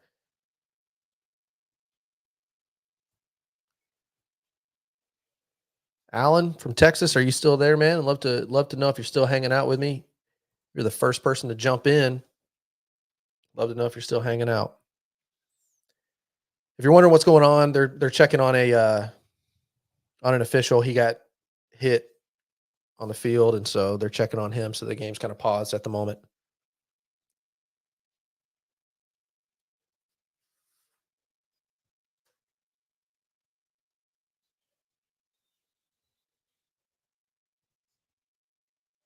All right, here we go. First down and 10 from the 25 for Iowa. Deacon Hill under center. Gets the snap, hands off. Running back hits the hole, gets about 5 or 6.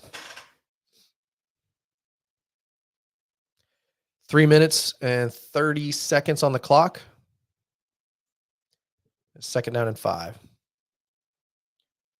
Watching from Sweden. Dude, that is incredible. Thanks for hanging out. Second down and 5. Deacon Hill gets the snap, hands off. Running back gets the first down, gets about close to 10 yards. So that'd be first down.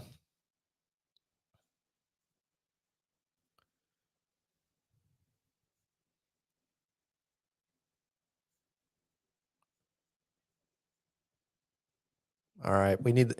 We have to hold them. We cannot let them score going into halftime. We got about 2 minutes and 45 seconds left on the clock. First down and 10. Time of possession is very lopsided. It's about 20 minutes to 9 minutes. Deacon Hill under center. Gets the snap, fakes the handoff, throws way over he had a receiver who was wide open. Not even close. Yeah. Richard said might actually hit this over. Dude, I will be honest. I said if you weren't tuning in at that time, I said there's no way they hit the over. No way. But you're right. They might now. I mean, I did not expect this. So second down and 10, 2 minutes, 28 seconds on the clock.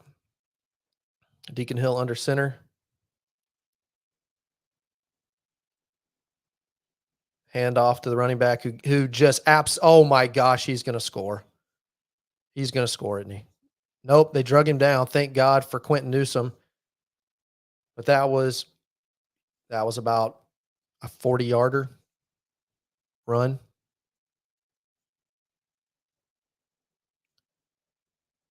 Isaac Gifford just whiffed, and then Phelan Sanford absolutely whiffed too. Thank God for Quentin Newsome. Jeez. Golly. I'll let you know where they're at as soon as I can see. They're at our 8-yard line. Gets the snap, hands off. Gets about 3. Second down and goal. Minute 30 left in the game or in the half.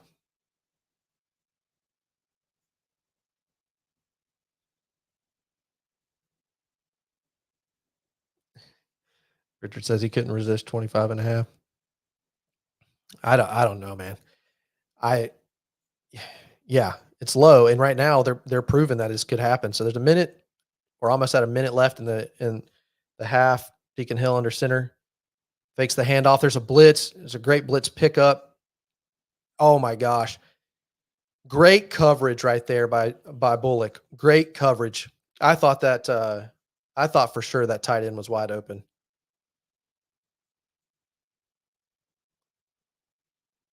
John Bullock literally just was in front of him. Didn't do anything but just got in front of him. Are we going to keep it close to where this literally comes down to the fourth quarter? It's 3rd down and goal. Literally a minute on the clock.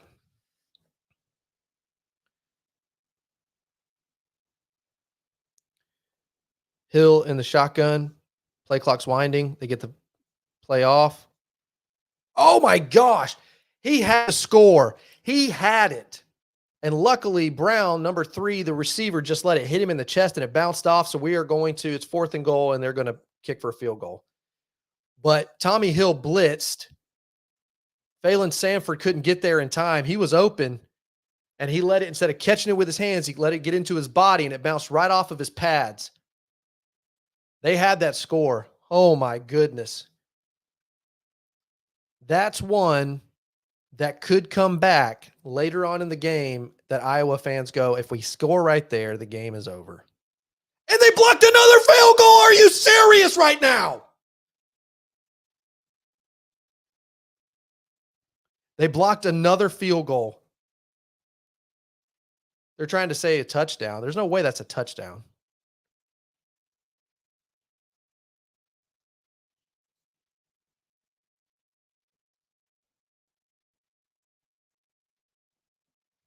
They're saying, I was saying touchdown. The Huskers are saying no, it's just no good.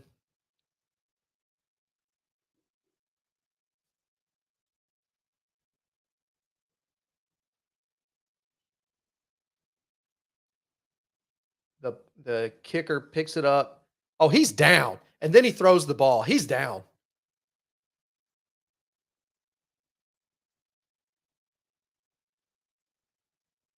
Incomplete. Or blocked field goal. Incomplete. Man, what is up with this special teams right now? Chris from Sweden says, love this defense. Yeah, man. The defense is holding their own. The special teams, oh my gosh, are you serious? That's 2 blocked field goals, which does not happen against Iowa. Yeah, he is down. He is down. Obviously, kicker was down. He totally was down. Yeah. Richard said whatever became of Scott Frost. Apparently, he's hanging out in Arizona, crying in his millions of dollars, his dollar bills, y'all. There's 45 seconds left in the half. I would imagine where we're at on the field, I would imagine Rule is just going to take a knee. We get the ball in the second half anyway. So I would imagine that's what's going to happen, this is the best case scenario, 10-7. After the way we started the game and as horrible as the offense has been, definitely best case scenario, especially after that run that they just had. Iowa just had to almost score. And Quentin Newsome, by the way, with a touchdown saving tackle, because from the shot, you did not see anybody.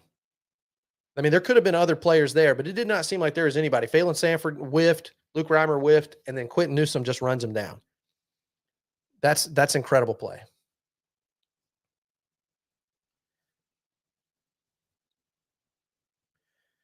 Oh my goodness. So yeah, I think they're just going to down it right here.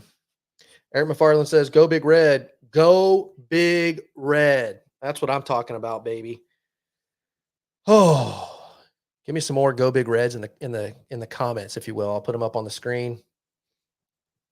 Give me some more GBRs. Oh my goodness, I'm like jacked right now. I'm so jacked between the Jalen Lloyd touchdown bomb to the touchdown saving tackle to the block field goal. Like, dude. These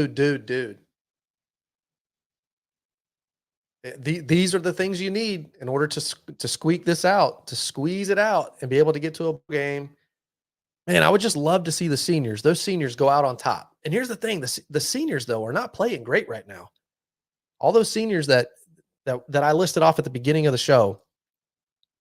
Of course, Nick Henrich is out, but we got Isaac Gifford has whiffed on many plays, tackles. Luke Reimer has whiffed. Who's also just a very good tackler, but he's just not had a great game thus far. Phelan Sanford, who's one of my favorites, also just whiffing. Yeah, Richard. Go Big Red, baby.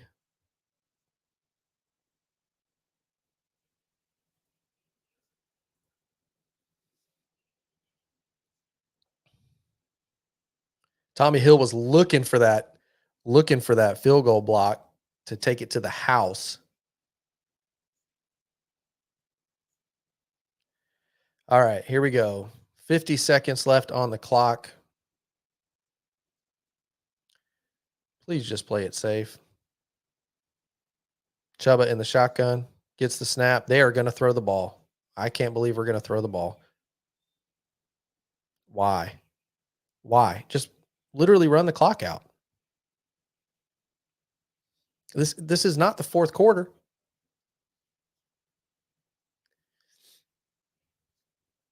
Why? Why? Somebody tell me in the comments, like, you think that's a smart move? It's okay. Like, you can completely disagree with me. I don't. I think they just need to run the ball. You never know what might happen. The clock is your friend right now.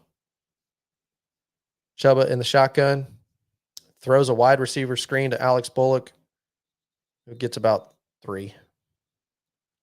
And he runs out of bounds to stop the clock. Why are we stopping the clock? I mean, we got 3 timeouts. Do you guys really think you're going to score? I mean, if you're truly thinking you're going to score, that's one thing, but I don't understand.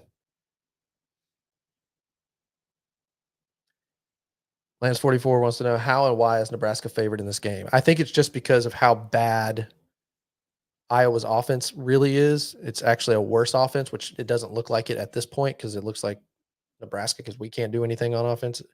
I mean, we're not a good offense either, but Iowa's worse than us. Chuba in the shotgun, 3rd down and 8, 3 seconds left on the play clock. They got to get the ball off. He does. And he's going to run. He's going to run. And he takes a shot. He gets about 8 yards. He's about a yard short, but he took a shot on that. He's kind of slow to get up.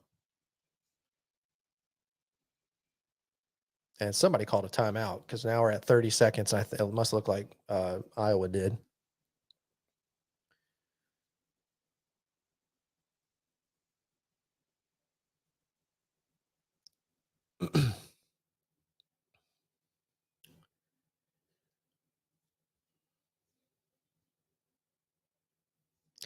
While we're on a commercial break, if you're just tuning in, I just want to say thank you for all of you guys who are joining with me. You're in the chat, you're hanging out. It's awesome. Love it.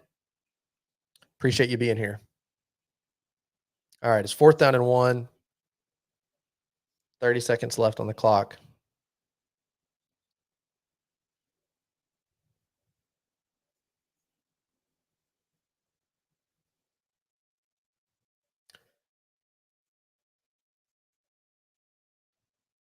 We are not going for it. Please.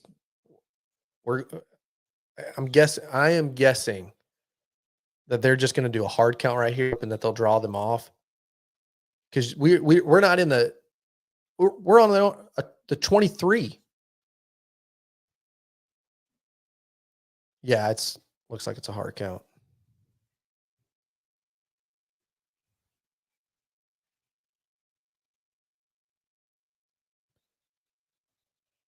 Yeah, they're going to call timeout. Whew. I was about to say, man, we're only at the 23-yard line, and you're going to try to go for it on 4th and 1 with only 30 seconds left in the half. No, thank you. Like, that is not the time to try to go for it. Not the time. So they're showing Iowa all their punt blocks that they've had this year. So you know they're going to be coming after this. They will be coming after this.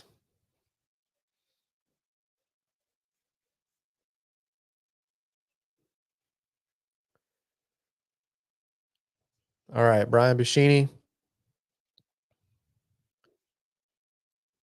Punt it deep. Punt it deep. His protectors got to do their job because they're coming.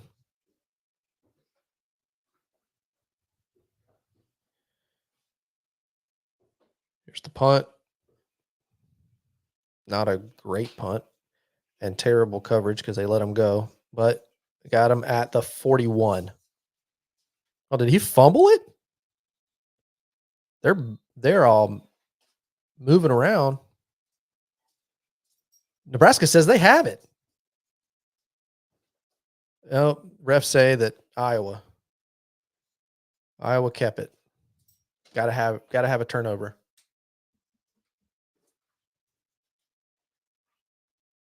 He did fumble that.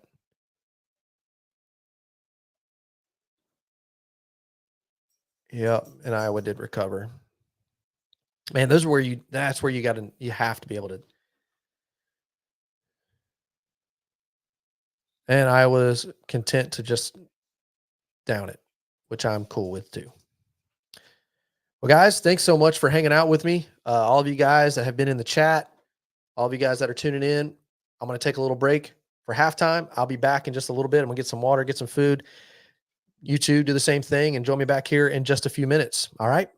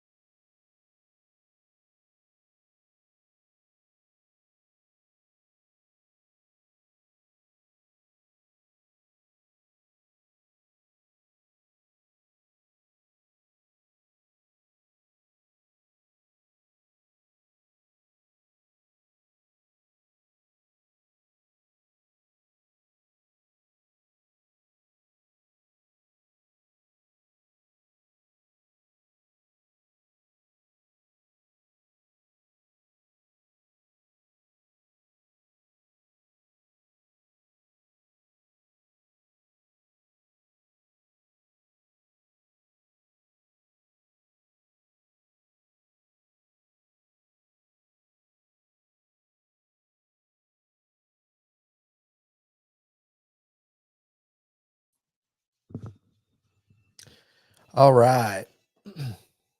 And we are back. Hopefully you guys had a little potty break and got some food in you. Let's go over some of the numbers for the first half. This basically tells the story. Right now it's, as you can see on the ticker, 10-7 Iowa leads as of right now. So Chuba Purdy is 5 of 10 for one touchdown and a fumble. And Emmett Johnson is the leader in carries or yards. He has 3 carries for 14 yards. That's 4.7 yard average.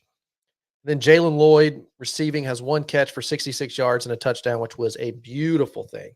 But what tells the story right now? How is it still so close right now? Well, this basically tells the story. 2 turnovers by us. Iowa has none thus far. It's 2 fumbles. Ethan Nation won on special teams with the punt, Chuba Purdy with the other. But 2 blocked field goals. Special teams coming up strong. And I said at the beginning of the stream, I said special teams is going to have to be above average for them to win this game. And so far, they're doing that. Now, granted, Ethan Nation with a fumble kind of taints that a little bit, but that's on him. Offensive play calling have not been super happy with it thus far, but hey, we got a touchdown. I can't believe that we got that touchdown to Jalen Lloyd for 66 yards. I mean, the thought of him being a true freshman, Malachi Coleman being a true freshman, I'm excited for the future for sure.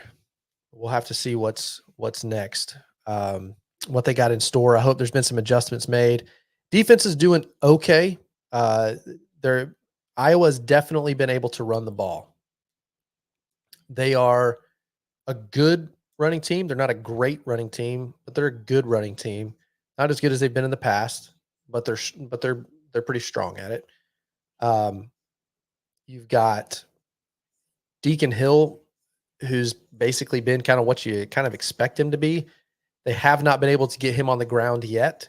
They've been able to disrupt a few passes, but as of right now, they've not gotten any sacks on him. And I hope that changes. I don't want to see a ton of blitzing. Like when I mean blitzing, I don't want to see a lot of the corners blitzing unless you can really mask it well. Because as of right now, he has had 2 kind of beaters on that on corner blitzes, and one of them almost was a touchdown if it wasn't for the fact that Brown, the receiver Brown for Iowa, allowed the ball to get too far into his body and it hit off his pads. So that's been the story of the game thus far. How you feeling right now as we get ready? The Huskers will receive for this half. They will start with the ball. How are you feeling right now? Do you feel like, yeah, we can win this? We have a chance. I mean, it's only 10-7, but man, the offense has not been able to really run the ball, and I'm not super confident in them being able to really score again. I predicted 13-3 would be the score. As of right now, it's 10-7 Iowa, as it says on the ticker. But let me know in the comments how you're feeling. Let me know where you're watching from. If you're just now tuning in, my name is Logan Merrick. This is Husker Central. Created this place where other like-minded Husker fans could come hang out on game day and kind of commiserate and celebrate along with me. So we can kind of get our feelings out then. You know what I mean? So if that sounds like you, I also put out other videos throughout the week, just talking about different press conferences or different news that is Husker football related. So if that sounds like something that you're into, would you consider subscribing, liking this video? And so that way the algorithm knows that other people that are Husker fans can find out about it and jump into the stream with us. But feel free to comment and let me know how you're feeling. All right. Iowa is lined up for the kick. They are moving right to left. There's the kickoff. And I think he kicked it out of bounds again. Second time this game, he has kicked the ball out of bounds. I dig it. You do not see this stuff happen from Iowa special teams.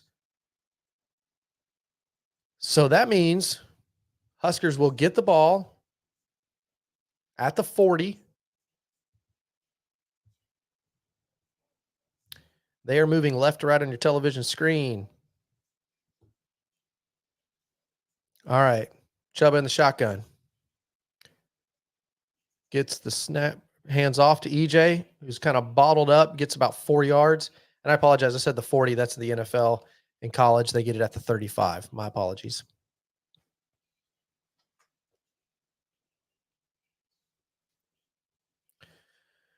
So it's going to be about 2nd down and 6. Yep, 2nd down and 6.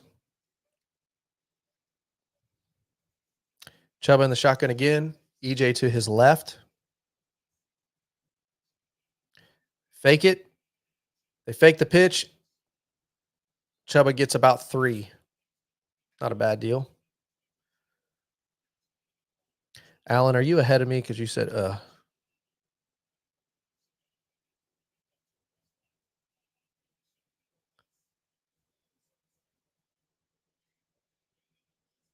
I hope that is not something bad happened. So we got 3rd down and 2 at the 42.5.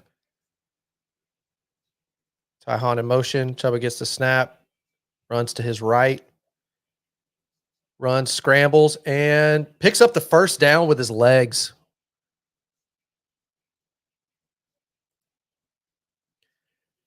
I agree with this comment right here. Time for commitment to the run game. I would agree with that.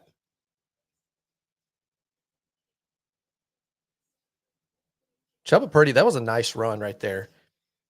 If you're not getting to see the game, he leaps over a defender who goes for his legs and just is able to pick up that 1st down.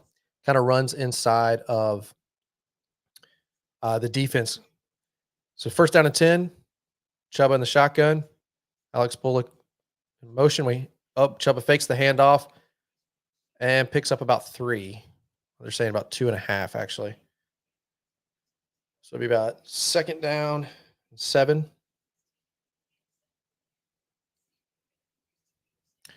So it seems like they're going to commit, at least the way it's feeling right now, they're going to commit to that run game, which I hope that they are. And doing so 2nd down and 8, they're going to do a little bit more options and things like that. Yeah, I agree. The ref was stingy on that spot. I agree with that. Chuba in the shotgun.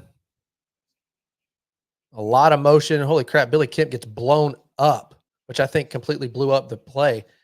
Is that legal?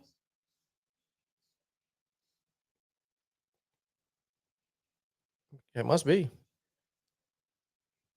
I don't think I've ever seen a receiver just get absolutely destroyed in the backfield. Matt Rule has got some questions. Yeah, Billy Kemp was just destroyed.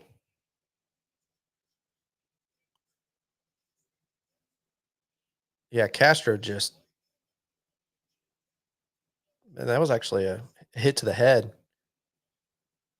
3rd down and 8.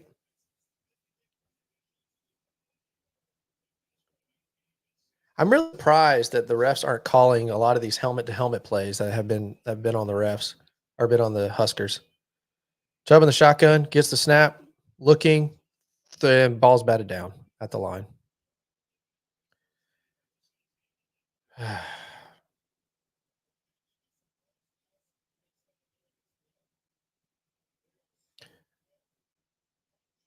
So it's going to be 4th down and we punt.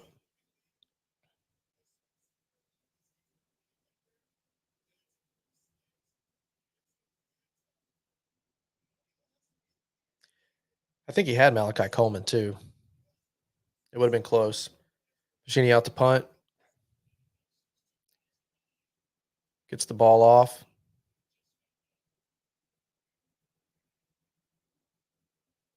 And punt went out of bounds at the 21. You got 2 guys wearing shirts that say punts. Lance 44 says, if Iowa scores a TD, it's over. Yeah, I mean, the offense isn't exactly doing anything. I mean, with that one deep shot was all they've done thus far. And yeah. I want to see commitment to the run game outside of just Chuba Purdy. Like Emmett Johnson has the capability to run the ball. I mean, heck, he's averaging almost 5 yards a carry. Granted, it's only 3 carries, but they haven't really given him a shot. I don't know.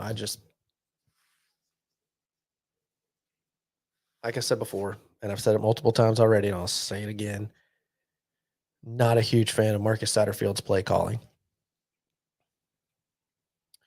If you're now tuning in, this is your first time tuning in. My name is Logan Merrick. This is Husker Central. And appreciate you being here, hanging out with me. Feel free to leave a comment. Let me know where you're tuning in from. Would love to know. Want to know how many Nebraska people we have across the country. We got some people from Sweden. We got somebody from Texas.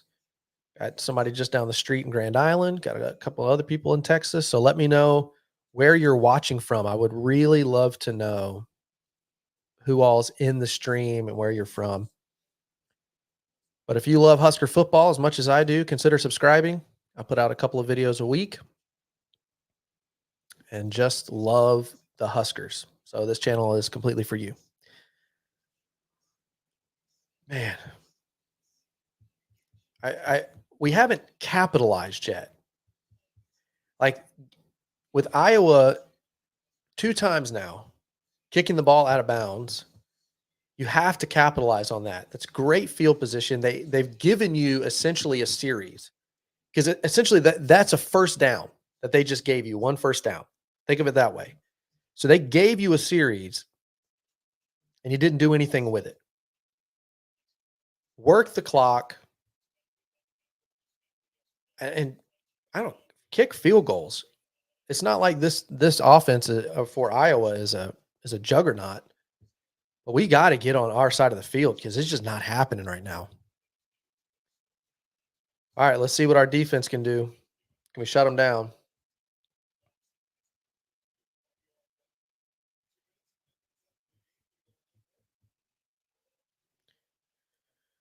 All right.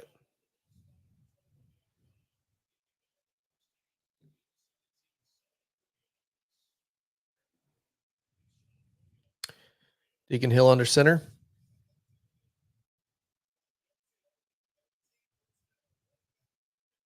Tight end goes in motion. Gets the snap. Fakes the handoff. Play action. They were in his face. My goodness, the Huskers blew that up. He had nowhere to go on that. That was a great play by the defense. Oh, yeah. Nash just blew it up, man. Ty Robinson was there. Yeah, let Deacon Hill feel some of that right there. Some big boys hitting him hard. Second down and 10.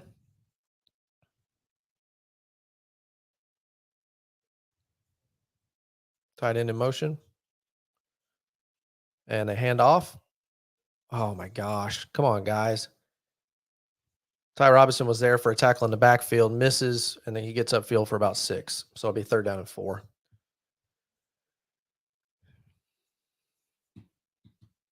We're in the 3rd quarter, early in the 3rd quarter. This is Iowa's first possession in the second half.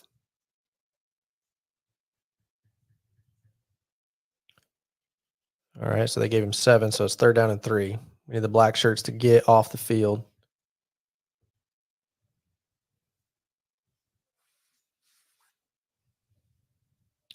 Deacon Hill in shotgun.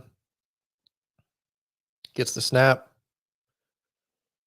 And knocked the ball away. That's what I'm talking about. Luke Reimer.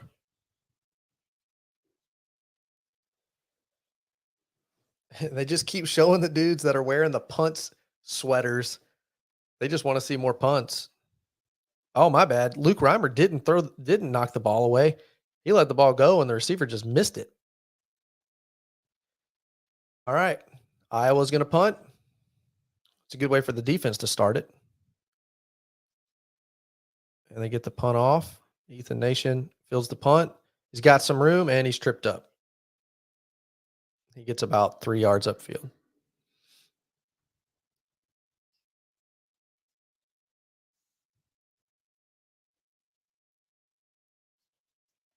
And whoever that gunner is for them, Sharar or something. I don't know how you say that. That dude's had a couple of good tackles. Oh man.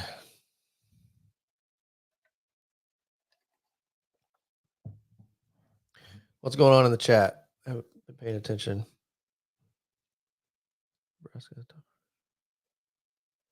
Yep. Minus 44 says Nebraska's top rusher at halftime had 14 yards. Yeah, I mean, but they haven't given him a chance to run the ball. I mean, he had 3 carries total. That's what I'm talking about. Like if they're gonna, it feels like right now, if they're gonna run it, they're gonna run it through Chuba Purdy, and they want to try to run the option. Offensive line has been okay, and I've been a fan of the offensive line this year. Last year, I was like everybody else. They were horrible, but this year they're serviceable. They've made a big stride. But right now, Iowa is just dominating the line of scrimmage when they're on defense. The offensive line is not getting a lot of push. Pass protection's been okay. I feel like Chuba Purdy gets kind of antsy. If his first read isn't there immediately, he starts getting antsy, kind of dancing around. And all of our quarterbacks are like that, man. Nobody feels comfortable in the pocket. And so if that's gonna happen, Boots and Waggles are your best friend. And they started the game with him and then haven't really gone back to it. So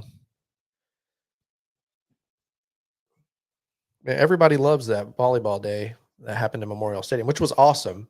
But I swear every Husker game they've shown that. And I love the Husker volleyball team. Oh yeah, and then of course Iowa had to copy and do a girls basketball game in their stadium because they can't be original. Yeah, that's a shot at Iowa.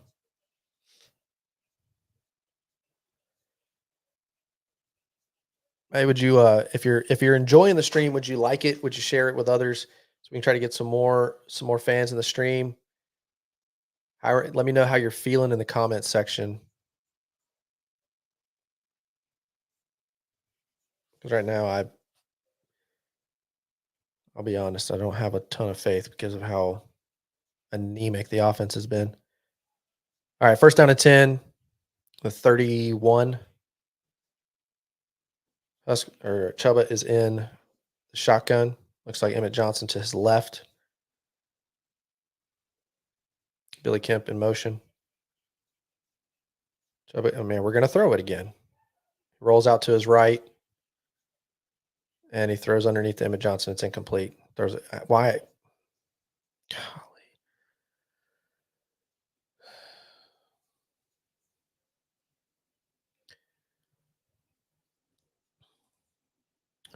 As 44 says, they were much more athletic last year. Yeah, I mean, we had Trey Palmer, who was a burner. It was a different style of offense too. It didn't really fit the Big Ten at all. It was throw it deep every time. Chuba gets the snap, hands off Anthony Grant, who gets about 3. So it'll be 3rd down and 7.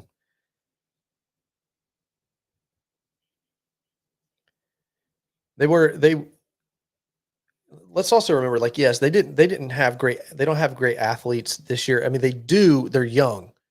Jalen Lloyd has speed.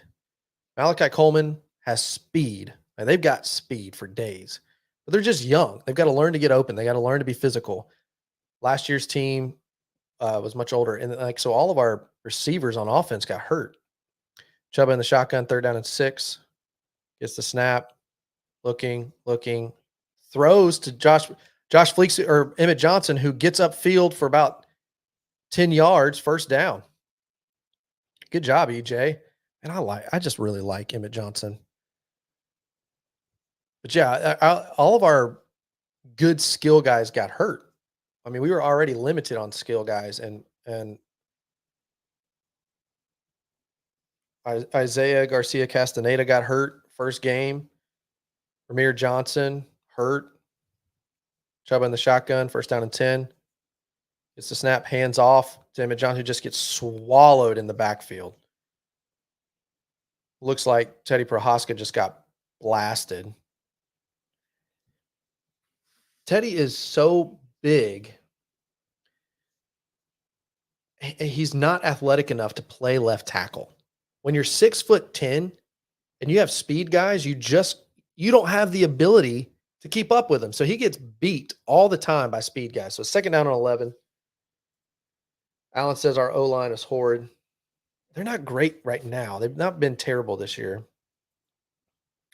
Chubb in the shotgun, gets the snap, looking, flushed, just throws it in the dirt. Probably going to call intentional grounding because he didn't even get it close to the doesn't look like it.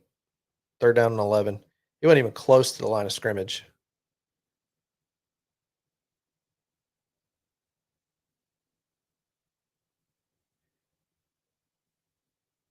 Man, I don't even know what that play call was.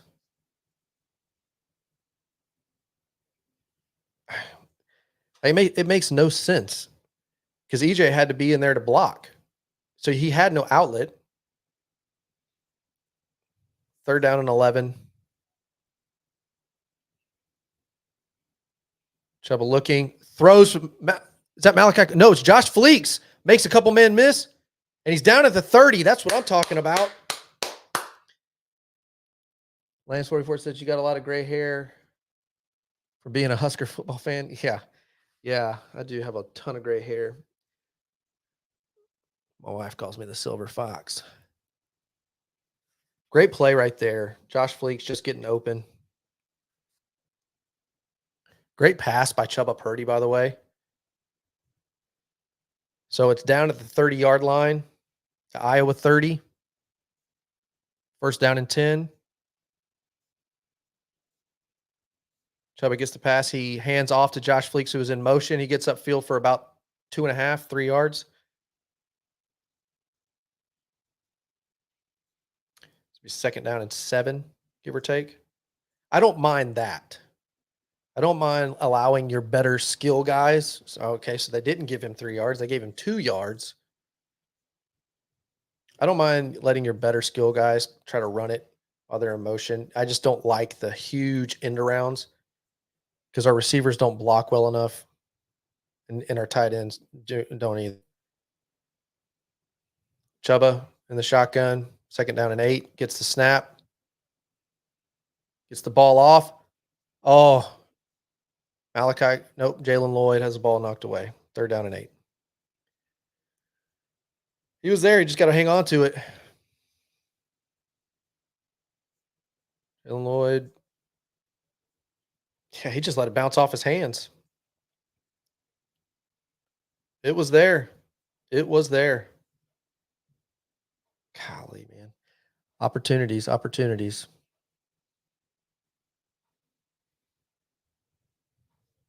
You got to help Chuba out. Like, you can't just. Third down and 8. 7 minutes left in the third. Gets the hands off to Emmett Johnson, who gets about 2 yards. So they're just playing for a field goal right here. Where is Thomas Fidone?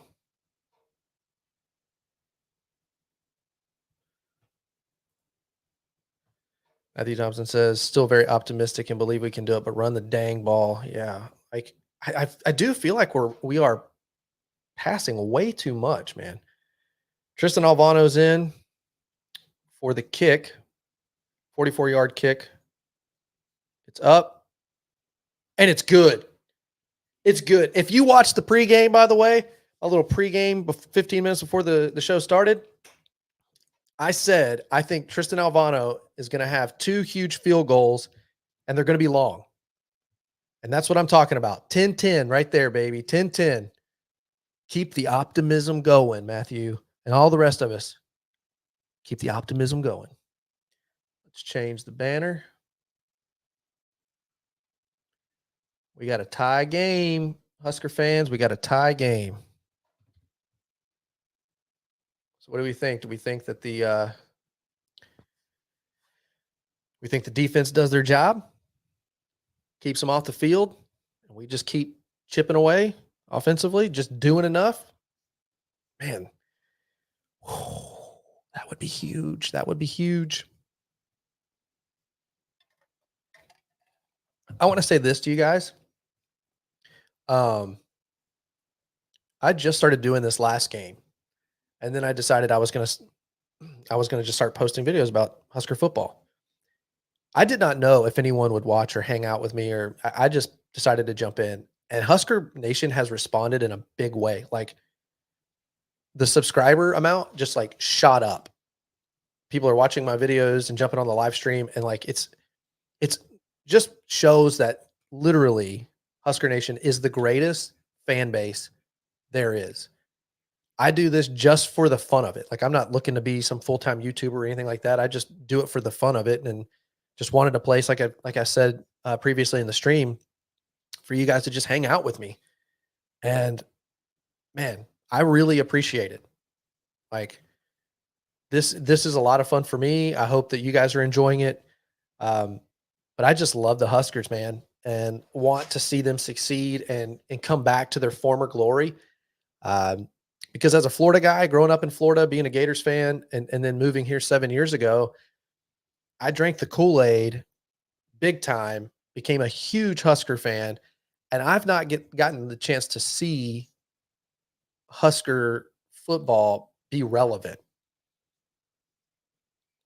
It hasn't been relevant for a long time, but so many of the fans ask me as a Floridian how I felt about the 90s, and I have to tell them I was in elementary school in the 90s. So I didn't really get to see the big time. Holy moly! If you're watching the the game, they just showed a clip from the Toledo game that this dude just made an incredible catch. But anyway, I just want to say thank you guys. Thanks for watching and hanging out with me, and thanks for watching the videos and subscribing. It's truly been cool to just kind of see it. So, all right, 10-10, 6 minutes and 18 seconds left in the third quarter. We are kicking off after tying the game. Tristan Albano puts boot to leather, and it'll be a touchback.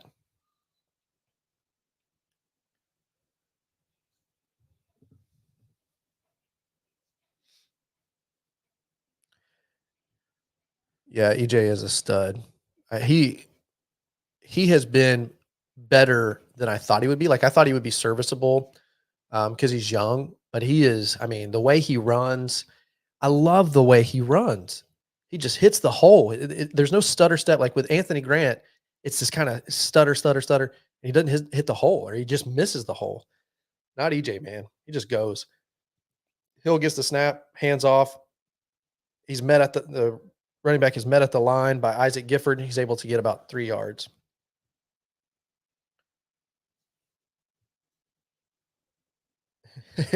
When you live in Nebraska, you're kind of brainwashed into being a Husker fan. It's real. But what it is for me is the fact that it's a community like I've never experienced, because being from Florida, you don't have that because you've got so many colleges and so many transplants. Deacon Hill under center gets the snap, hands off, and he is met at the hole by a bunch of Huskers, and he gets about 2. So it's going to be about 3rd down and 5. And I just love the fact that I can go anywhere in the country and see somebody wearing a Husker shirt and say, "Go Big Red," and they're going to turn around and yell it back. So I love that. That's really what has attracted me to being a Husker fan, is that community aspect of it. So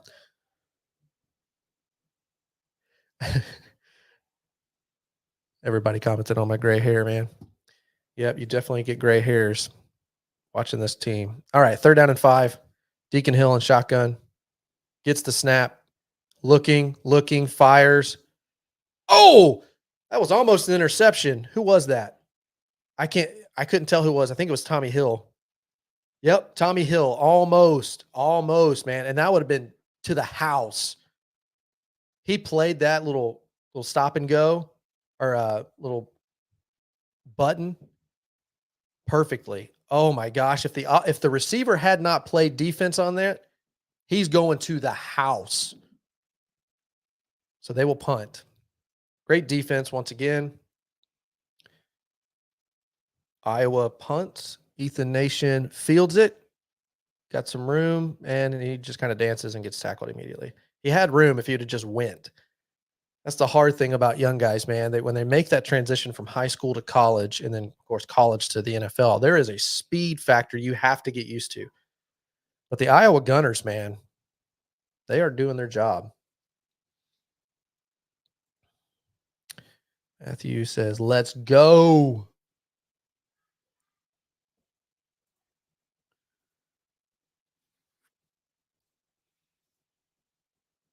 Just play defense, which this was a sorry, I'm trying to get caught up on the comments. Tackle and don't turn it over on offense. We have the hawk right where we went through. I yeah, I think if you can continue to play Iowa's game, you have to be patient. That's why throwing the ball all over the yard makes me nervous because that's not being patient. That's a Scott Frost way of playing, and it never works out well. Iowa would love for you to do that. That's the game that they play. They're like, you throw the ball all over the field, we're going to run it, and we're going to wait for you to mess up. So I don't like that.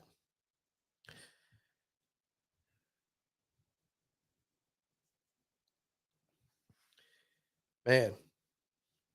Well, getting the ball back. I didn't look and see. I apologize to see where Ethan Nation was tackled. So my apologies on that. I'll let you know as soon as we come back from a commercial. Everybody have a good Thanksgiving. Have some good food. You got a lot of leftovers in the fridge like I do. We got a ton of leftovers in the fridge. I'm going to be tearing up some more sweet potato casserole if there's still some left. My daughter killed it with that. We've got to go to some friend's house and after the game. Speaking of after the game, I will be having a reaction video afterwards. It'll go up tonight. So just be kind of on the lookout for that. You can definitely watch it later if you want. Have some other videos that I'll be putting out next week, talking about Deion Sanders in Colorado, talking about the good, the bad, and the ugly of the Matt Rule era in his first year, and some other things. And then if there's any recruiting news, of course, there's going to be some portal news as the portal starts to open up. There's already been some big names already enter into the portal. So there'll be some more videos kind of coming up. So if you've not subscribed to the channel, please do hit the little bell so you get notified every time I put a video up. I would greatly appreciate it. That way you kind of stay informed on what's going on. So yeah. Lance, help me out there. We're at the 27-yard line. Thank you, Lance. Appreciate that, dude. Play action, hit Coleman for a touchdown. I don't mind that. They don't do play action enough. They do not do play action enough. And as much as we run the ball, you should be doing play action. All right, Chuba in the shotgun. Fakes the handoff.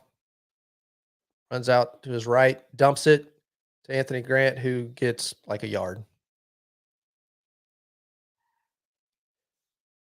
Iowa's defense has been stifling. They've been very aggressive. And if you can beat them with that aggression, which is how that Jalen Lloyd thing happened.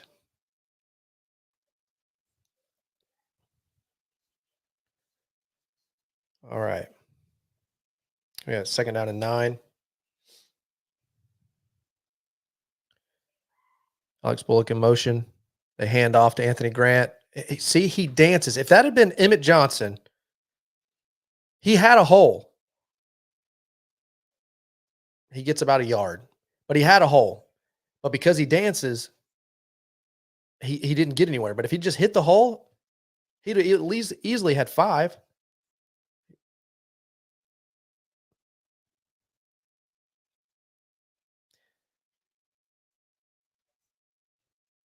All right, 3rd down and 7. Chuba in the shotgun. Gets the snap. Oh, Billy Kemp, you ran out of bounds, dude. 1 yard short. You got to cut that upfield. 4th down and 1. Golly.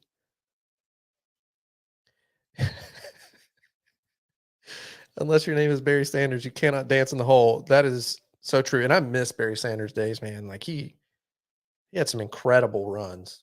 And he had no offensive line to speak of. None. We're gonna punt. Buschini gets the punt or gets the snap. and they call fair catch at about the 21-yard line.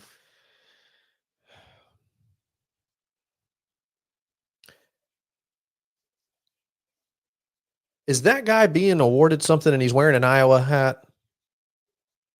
What the heck? Oh, I see. I see what this is. Okay, my apologies. It was an Iowa Nebraska deal. Yep, playing for the Heroes Trophy. It's been on our sideline all year, which has been great.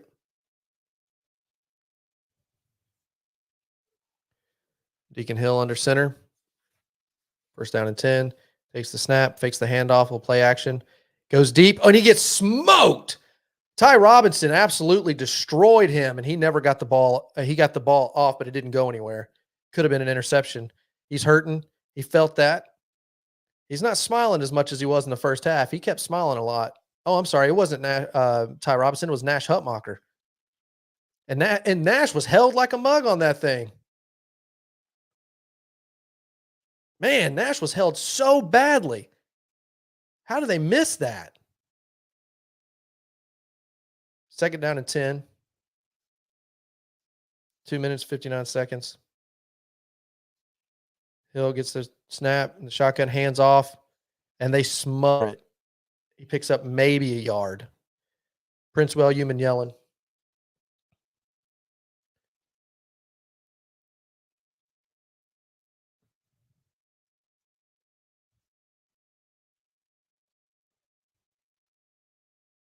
Third down and 9. I need one of those. There's a little kid wearing a little beard-like face thing to cover his face, but it looks like a beard. At third down and 9, Hill is in the shotgun. Wide receiver or running back to his right. Gets the snap.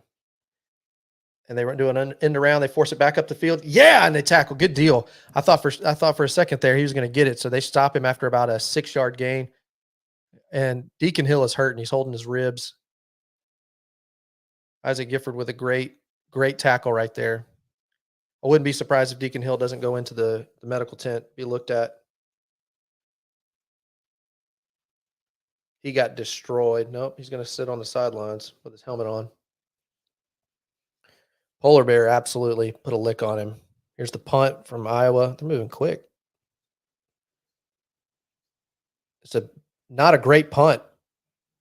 And it will be down at our 37. Wow, that is not a good punt. Very non-Iowa-like game right now. 2 blocked field goals, two bad kickoffs that went out of bounds, and now a bad punt.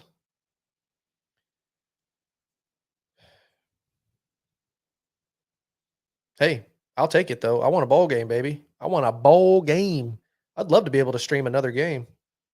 All right, Chubba in the shotgun. Gets the snap. Hands off to Emmett Johnson. It goes end around, goes nowhere. Maybe I'm wrong because maybe I'm misremembering. You guys put it in the chat and let me know. I don't know that ever works for us. I feel like we run it best when we run it between the guards, right up the gut. Am I wrong on that? Like, I feel like Ben Scott is our best offensive lineman. Between the tackles, just going like, I feel like every time we try to boot out it never works out. All right, Chubba, shotgun gets the snap, looking, runs, and he's running. He picks up a first down. We're at the 47-yard, their own 47-yard line. That was a good pickup by Chubba right there, just to pull the ball down and run.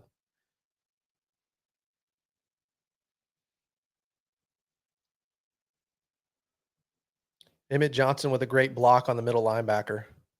Just enough to get in his way.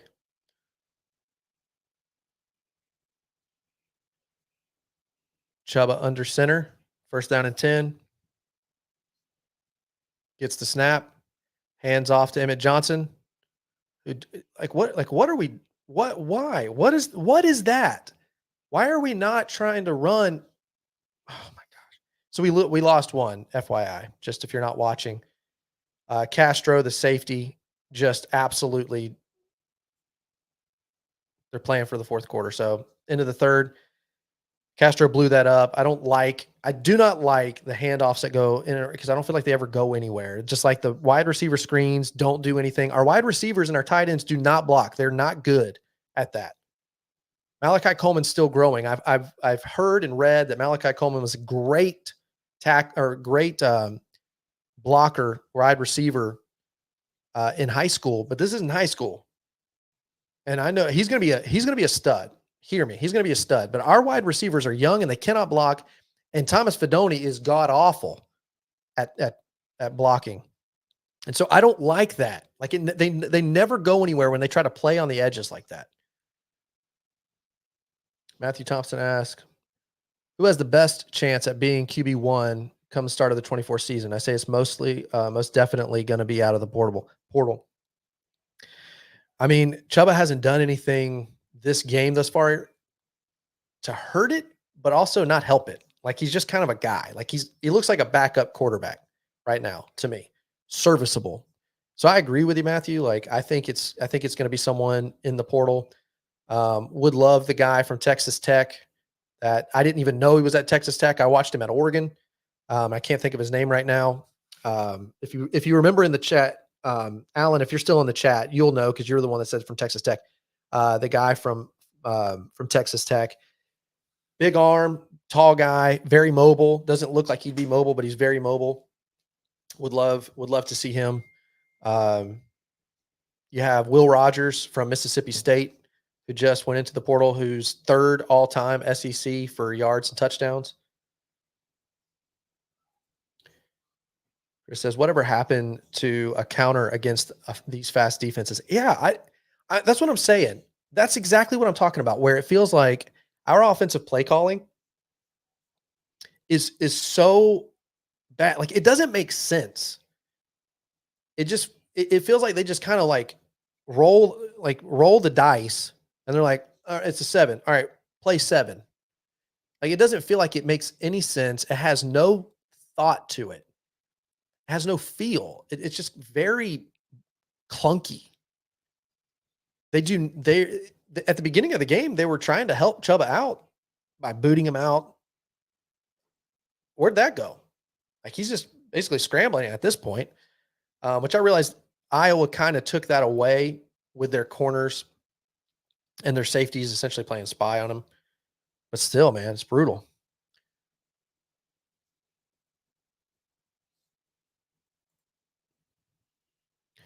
Michelle says the guards and tackles have to be able to block the defensive end to run the counter. Well, yes, and I would say Teddy Prohaska not holding his own, but Bryce Benhart has done a pretty good job. But it still also depends on those tight ends, and I don't know where Borkature is. I haven't seen him. I haven't been looking for him. I haven't seen him either. Thomas Fidone, I don't really see out there at all.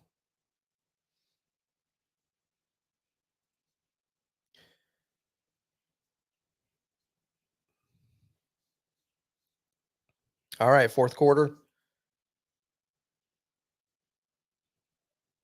Yep, Matthew Thompson says defense is flexing their muscles right now. The offense needs to take the next step and drive to the house, put the game away. I agree.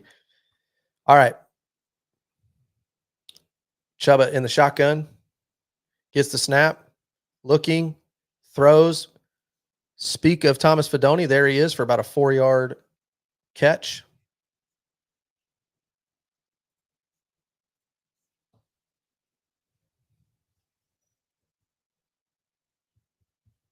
Third down and 7.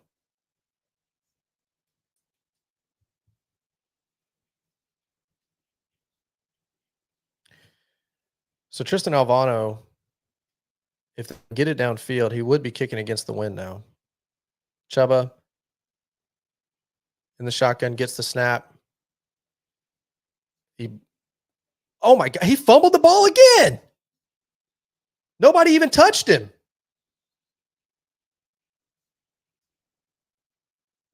What just happened? Fourth down. Thank God but what just happened? Oh my God. He literally just threw the ball in here. Like, what is that, Chubba? And how did we come back with the ball? There was literally Hawkeyes all over it.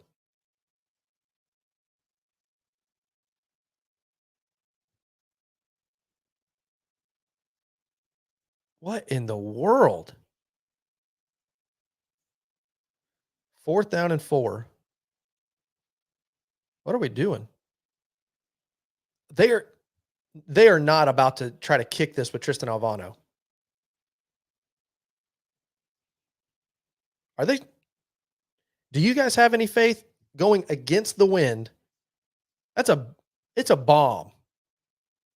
It is a bomb of a field goal. All right, what are you guys saying? Let's see.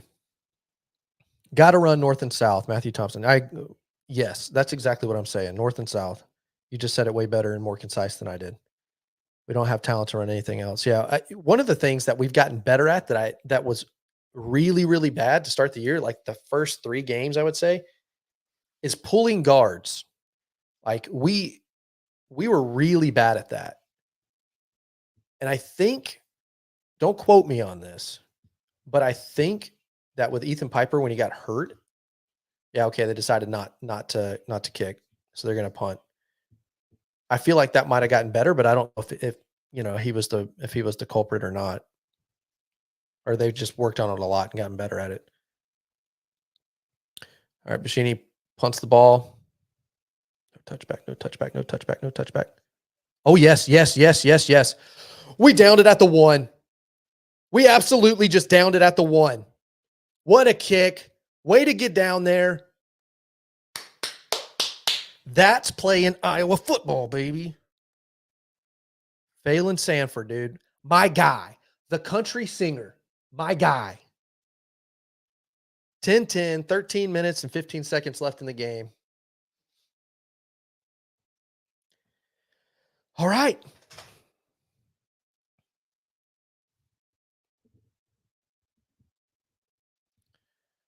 Are you guys, yeah. Right here. Get the safety to win. Would that not be the most like Iowa thing to beat them at their own game? That would be the most Iowa thing ever right there. Like no joke. And it would be amazing. But here's the other thing.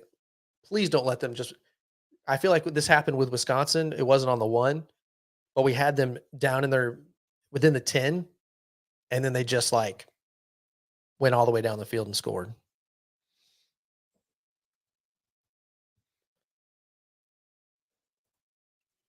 Lance 44, 99-yard drive incoming. Come on, man. Come on, man. Have some faith. Have some faith, brother. I want to see I want to see 12-10. Yeah, man. That would be crazy. That would truly be crazy. Did anybody bet the over or the under? I know we had one of our guys, if he's still here. I'm trying to remember who it was. Richard. Richard said that he had bet the over. I said 13-3 Huskers. Anybody have any other predictions? All right, how many of you guys think we get a safety right here? Put it in the chat for me. Put it in the chat. How many think that we get safety right here? Or do we at least just hold them?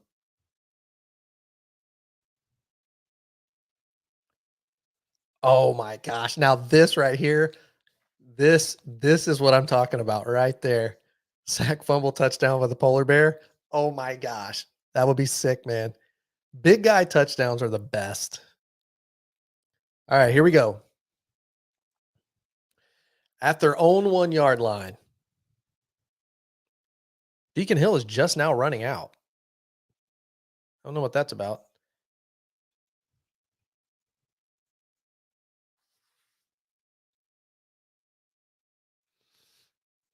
All right, here we go.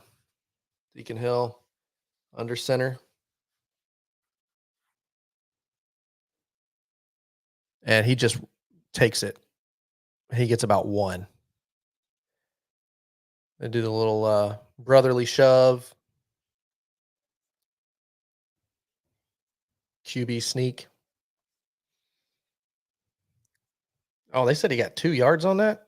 That's being generous.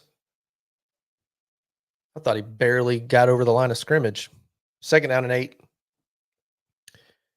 12 minutes, 45 seconds left in the game. Deacon Hill under center. Oh, he trips. He throws the ball to the running back, who gets stuffed for a 1-yard loss. Deacon Hill had his foot stepped on again, was falling down, and throws the ball up to the running back.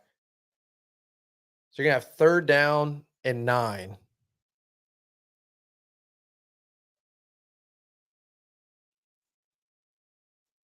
Jamari Butler was really great on that. He just washed the block and got in there. Here we go. 3rd down. They're saying 3rd down. They're saying they never got. Oh my gosh. Handoff. He gets about 2 yards, so they'll punt. I can't believe that they said that he got back to the line of scrimmage, because he never got even close to the line of scrimmage blue marker. So that's a bad spot. 4th down and 5. They're going to punt, which means great field position for us unless this punter just comes out and blows the freaking leather off of it. Ethan Nation, we don't need you to do anything flashy. Just field the punt. Just field the punt, please, for the love of Jesus. Get the punt off. It's Billy Kemp back there, and he gets up. He's kind of moving all around. He gets tackled right at the 50. So here's the deal. Best field position of the day, you have to capitalize. This is essentially where you were on your last drive. Got to capitalize right here. I feel a little stressed. You know what I mean? These tight games, which we always know it will be with Iowa. It's always a slugfest. Can't get impatient.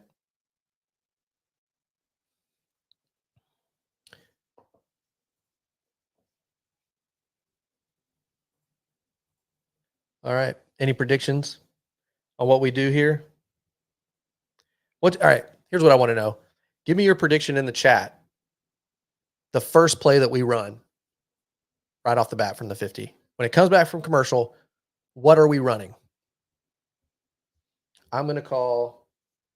All right. We got Michelle saying deep pass to Coleman. And if I'm messing up your name, I apologize. Deep pass to Coleman.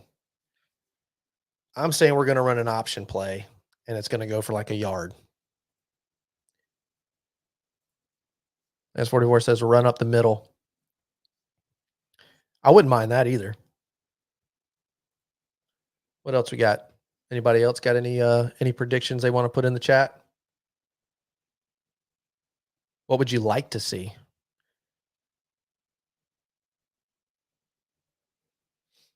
I would love deep pass to Coleman, but I think we're going to run an option for 1 yard.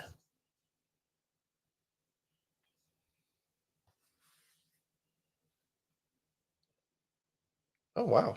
That lady made a field goal. Good for her.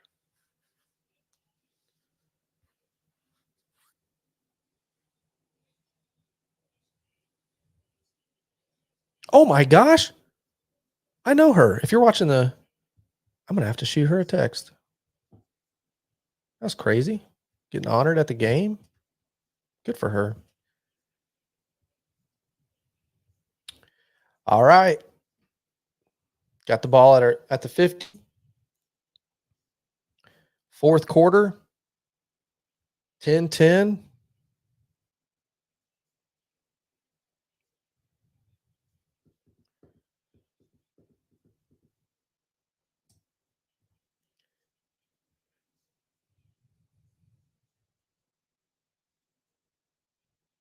We're still waiting. If you're not able to watch the game, we're still waiting for.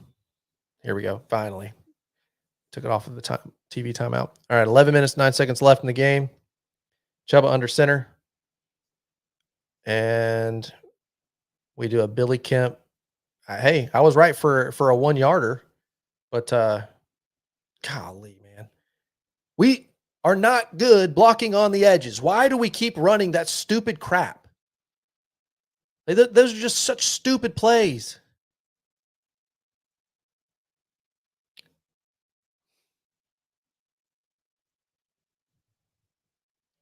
Second down and 10.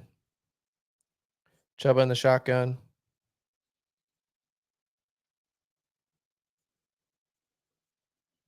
Hold on, I got to see what they're about to say. They called. What they? Oh, they must be calling to see if it was a. They're checking to see if it was unnecessary roughness, leading with the helmet. Yeah, that's exactly what he did. That is exactly what he did. Forcible contact with the head. I mean, if they say that's not, I don't know what else to say because he literally leads with the crown of his helmet right into his thigh.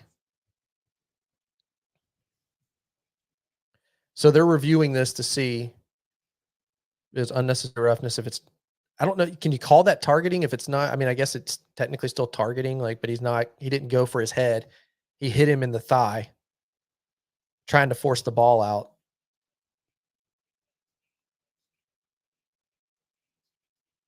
I mean, people in the chat, what do you think? It's targeting review. Like, what do you think? If that's not targeting, I don't know what else is targeting.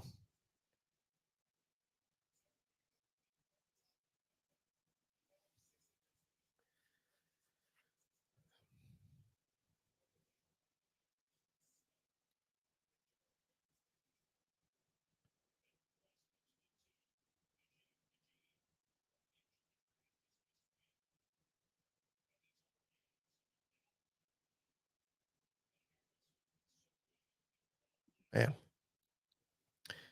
Yeah, that has to be targeting. I don't know what else would be. So he would be ejected. Harris would be ejected. Here we go.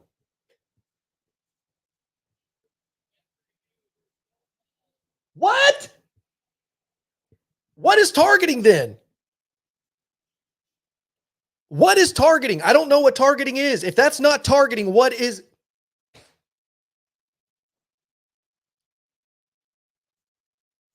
I don't know what to say. There are times where I just feel like officials just hate Nebraska. Second down and 10. 10 minutes, 20 seconds left. Chuba moves to his right. Now they're saying that's an incomplete pass to Billy Kemp. It would have only been a 2-yard gain, which is better than nothing. But those types of plays are stupid anyway.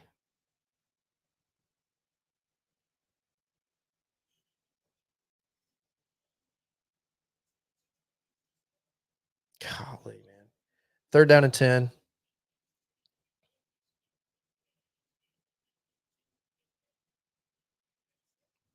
Third down and 10. 10 minutes, 20 seconds left. Chuba in the shotgun. Gets the snap. They blitz off the corner.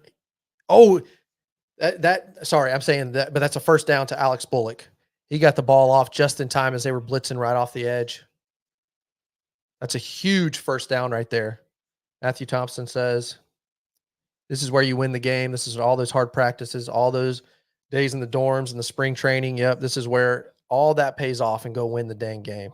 Yep, absolutely. Absolutely. First down and 10. 9 minutes, 40 seconds left in the game. Hand off to Emmett Johnson. He gets about 4 yards.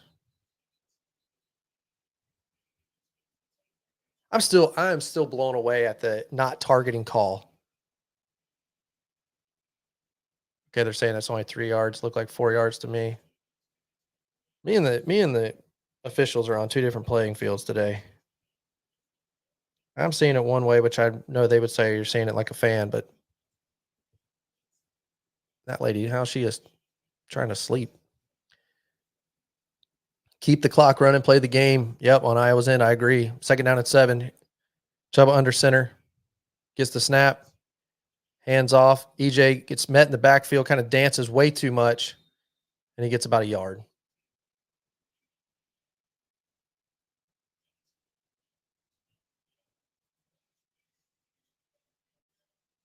I like to see him run the ball, get a couple of first downs, eat up the clock, punch it in. Yeah, me too. At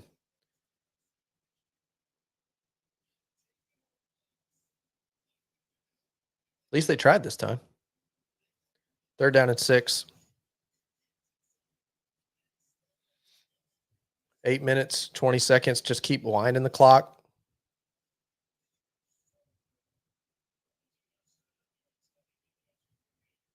Chuba in the shotgun. Gets the snap. They blitz. He's running for his life. He throws the ball. 1st down, Billy Kemp. Great route. Great route. Great throw by Chuba. That was impressive. Running while being just absolutely pursued by 2 defenders.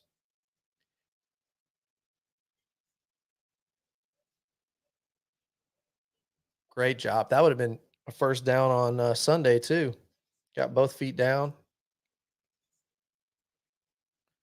1st down. 1st down. That was that was pretty good. Chuba gets the snap, hands off to Emmett John. Oh, that's a face mask and a half.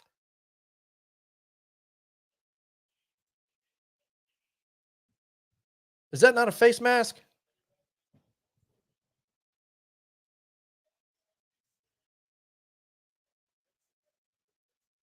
That's a face mask. That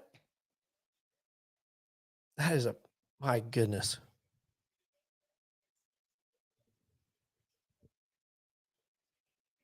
Second down and 10. Just under 7 minutes to play. Chuba in the shotgun. And I call false start.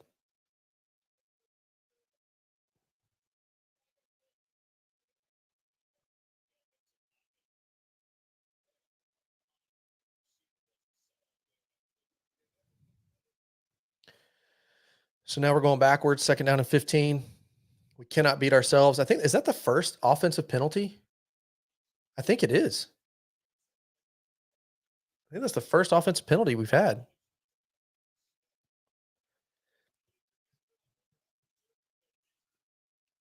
Second down and 15. Billy Kemp in motion. Chuba in the shotgun. Hand off up the middle. He's close to the original line of scrimmage, it looks like. Just keep grinding that clock. Keep grinding that clock. So time of possession, man, they're showing it right now. 6 minutes for this half, 6 minutes for Iowa, almost 13 minutes for Nebraska. So that is flip-flopped because in the first half, it was the other way, big time. 3rd down and 12. Chuba in the shotgun. Man, if they get a 1st down right here, Chuba looks over to the sideline, gets the call. 5 minutes left on the play clock. They got to hurry. 3, 2, they get the ball off. They throw a wide receiver screen, which I hate because it never goes anywhere. And it's 3rd down and 4th down and 10. They were playing for the field goal right there. That's exactly what they were doing. They were playing for the field goal. How do you feel about that?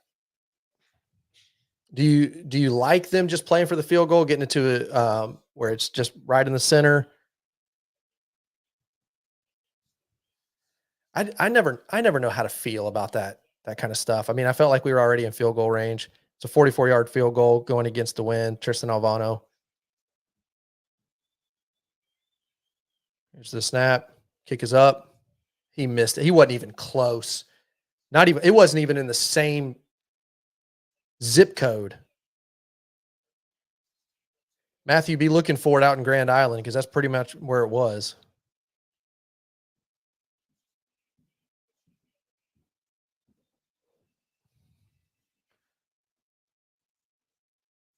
And shank it did. Shank it did.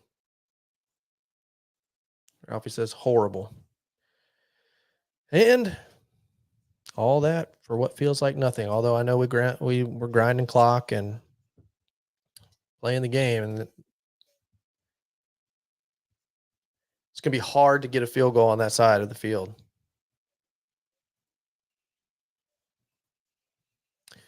Yeah, they were on the sideline for a long time. This is very true. It's a very good point. Let's hope they continue to just grind it.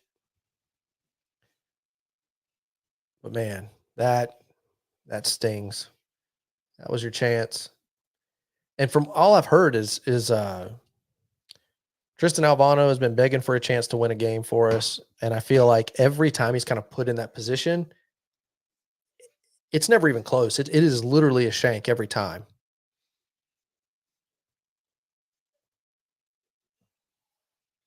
Call plays that give this team a chance to win. What the heck game is it? Yeah. I agree with that.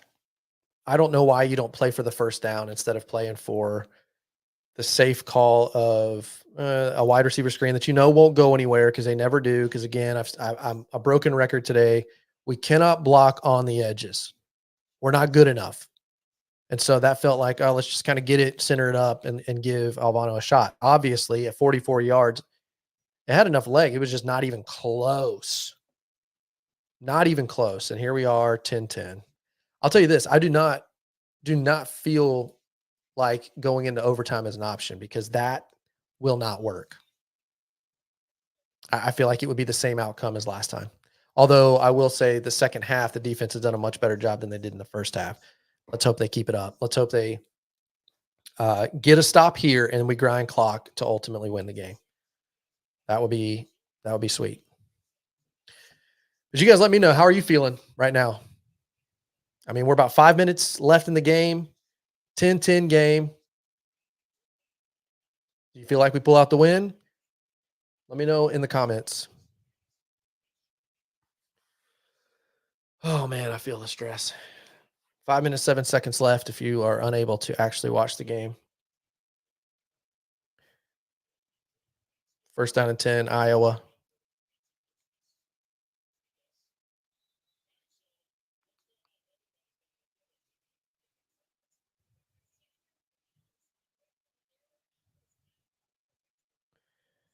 Hill under center. Gets the snap. Fakes it. Looking, throws deep downfield. He was double covered anyway. Raganini.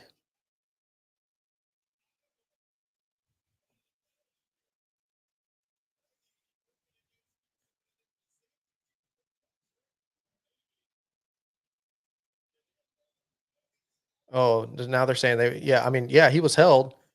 Yeah, I also saw targeting on a play that they didn't call. So I've also seen a ton of holding. So I don't want to hear it.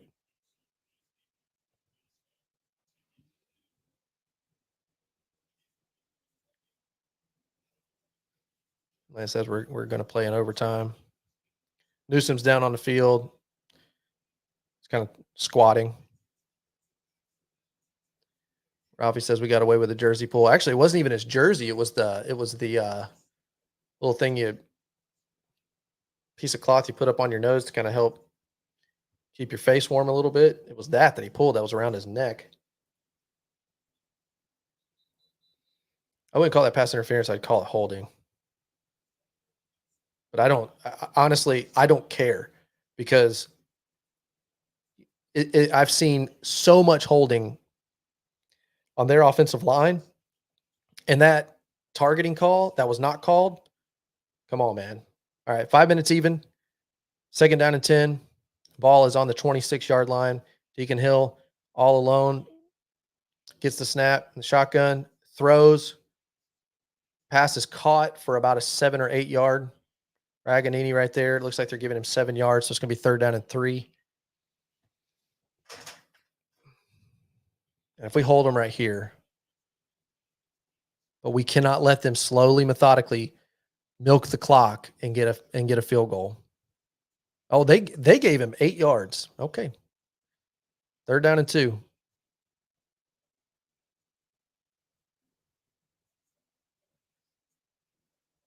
3rd down and 2. Hill in the shotgun. Raganini in motion. They're going to run an option. And they pass it, a little shovel pass inside, and he gets a 1st down. So now we're about 4 minutes in.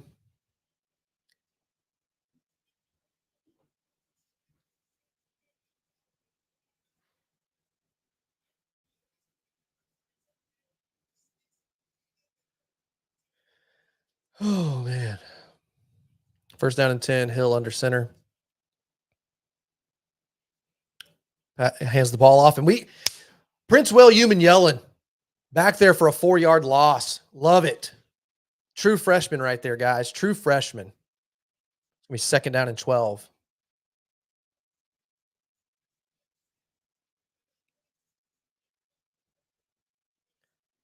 That tight end never got there to block. I feel like that's a Nebraska special right there.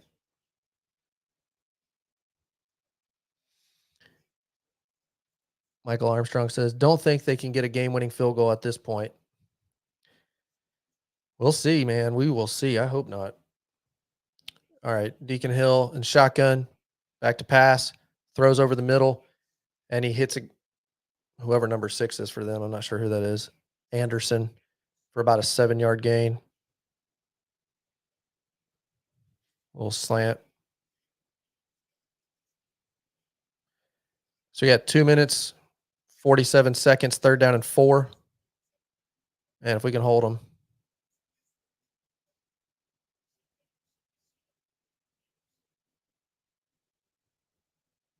They are at about the 44-yard line. Hill gets the pass, gets back to pass. Batted the ball down. Tommy Hill. He was step for step with the receiver. I mean, he was in his pocket. 4th down and 3. 2 minutes, 25 seconds left.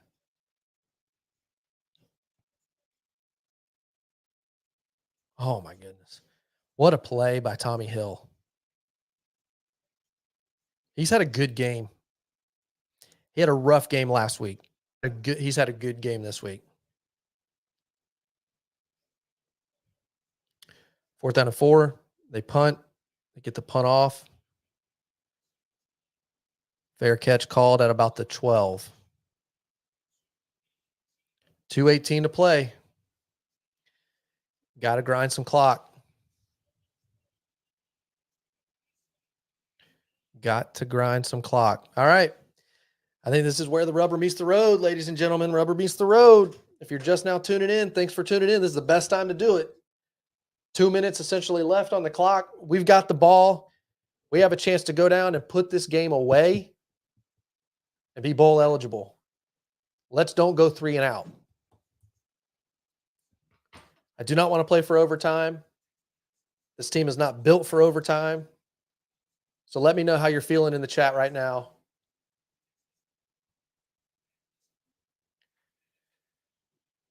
If this is your first time tuning in, my name's Logan Merrick. This is Husker Central. And this channel is completely dedicated to Husker fans like myself who just love Husker football and want to know about Husker news and want to see it and hear it from a fan's point of view as opposed to a journalistic point of view. And so that's what this is for. So if that's you, please consider subscribing. Would greatly, greatly appreciate it. Would you like this video if you're enjoying it and having a good time with fellow Huskers in the chat? Man, I would love to live stream again for a bowl game. Oh my gosh. What a way to go out. After the game, I will have tonight going up a reaction video. If you've been with the chat, you've pretty much seen my reactions, but let you know how I'm feeling. I have some other videos going up next week, the good, the bad, and the ugly of the Matt Rule era in his first year. Also going to be doing a video on Sanders in Colorado. So all that's coming up. Matthew Thompson says, this is big. Big for the fans, big for this team, big for the future of Husker football. Bowl game would be absolutely amazing and a big step at turning the page. Could not agree more, Matthew. Like, if this happens right here, you go into next year, not just a bowl game, but you go into next year with a lot of confidence. You've beaten Iowa now 2 times in a row, and you're going to a bowl. When your back was up against the wall, you did it. You did what you had to do against a top 25 team, which, by the way, nobody's talking about that. We haven't beaten a top 25 team in a long time. So, all right, take a deep breath, everybody. 2 block field goals, by the way, have come back to definitely be huge. That is how we got to where we are.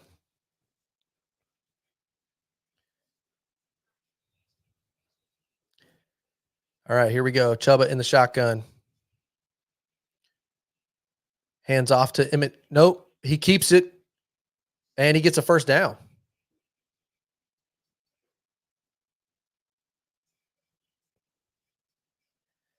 First down and 10. That fakes me out. I thought for sure he handed off to Emmett Johnson, but he pulled it. He kind of scares me sometimes, especially with his 2 fumbles. His 2 fumbles that have just been like ghost. Oh, they're saying second down and 1. Now they're calling a false start.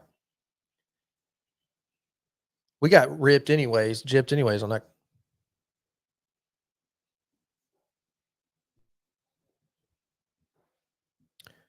False start.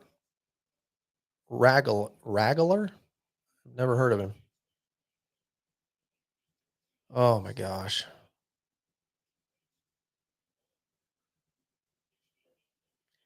That's brutal, man. We cannot go backwards. 1 minute 46 seconds left. Second down and 6, which was second down and 1.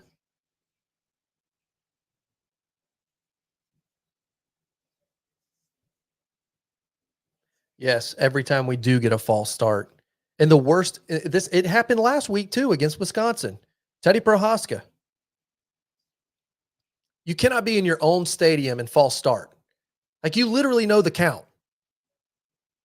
And when you're a guard, you're right next to the center.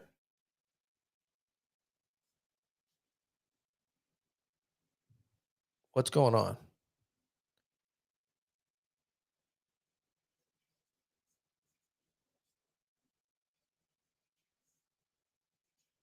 Oh, they're reviewing their review. They want a review of the spot. They want a review of the spot. I was pissed. That's a first down. And it's not close. It's a first down. His knee, the ball is over the first down marker.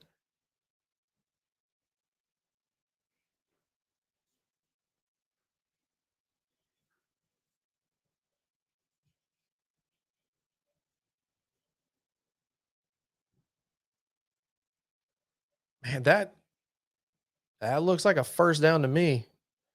You guys let me know what you think. Well, I know when you see it from there. Well, maybe because the yard marker, the yellow line isn't right.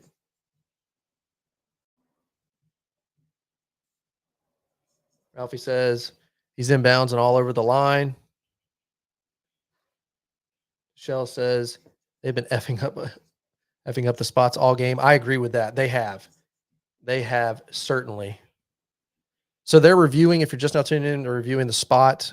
I was upset because technically there was a false start on us going to a second and 1. With us challenging, if we lose the challenge, we lose the timeout.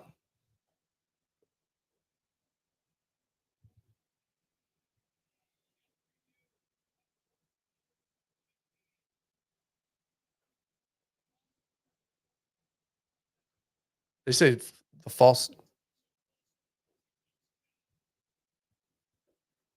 What do they say? Okay, so they're saying the false start penalty does count as second down and 6, and all that was for nothing, and we lose a timeout. Don't necessarily agree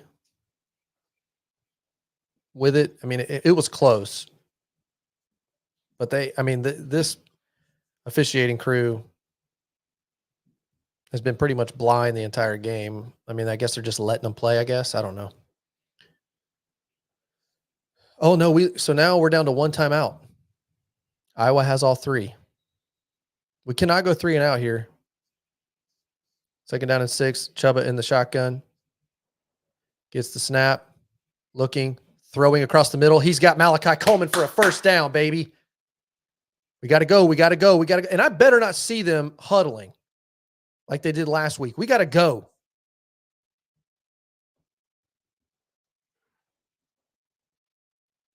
Minute 30. We're going slow. We got to go. We got to go. They're blitzing right off the edge. It's picked up. Chuba throws. That's a catch by Billy Kemp. No, they're saying that's an incomplete pass. Billy Kemp's hurt. Probably knocked the wind out of him.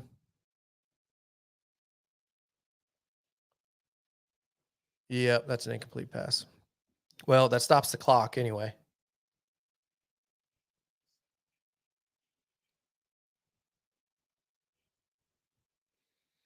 Are we going to give Tristan Alvano a chance to redeem himself?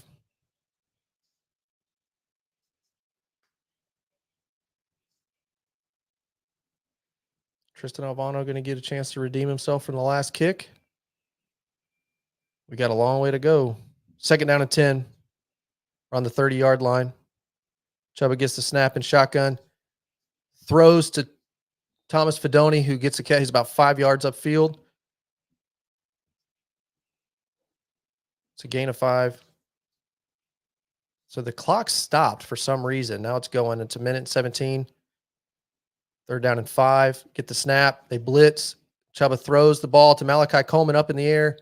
Incomplete. Fourth down and 5.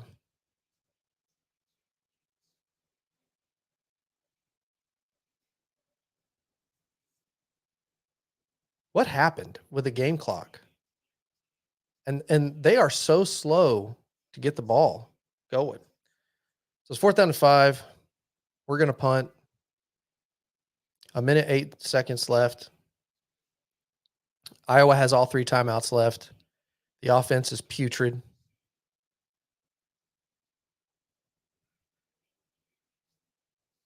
Shinny gets the ball. Punts. That is a terrible punt. Oh my gosh. They get the ball at the 27. I mean, that might have traveled 20 yards maybe. You have to back them up. You can't give them a chance to kick a long field goal, man. Like, what the heck, man? Is this going to turn out to be we lose it again in the final seconds? So here we go. Less than a minute on the clock. We're at 55 seconds. First down and 10 from the 26. Deacon Hill in the shotgun gets the snap. Looking, throws over the middle. Incomplete.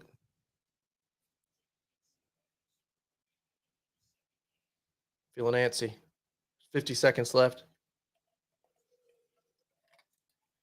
Let's hope this defense can shut them down.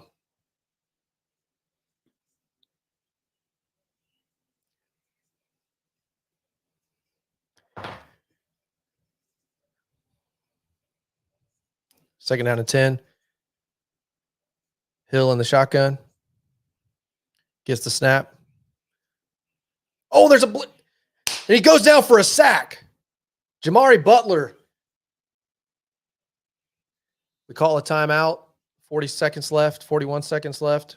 Coach is not wanting to play for overtime.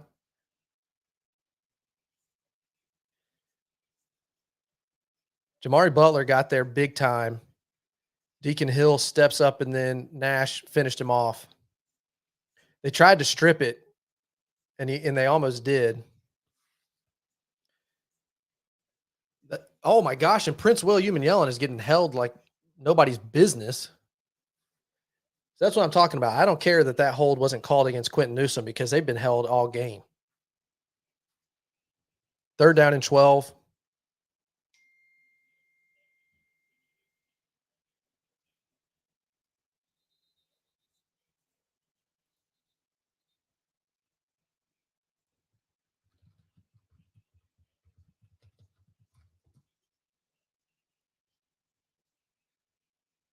Oh my gosh, they charged Iowa with the timeout instead of Nebraska.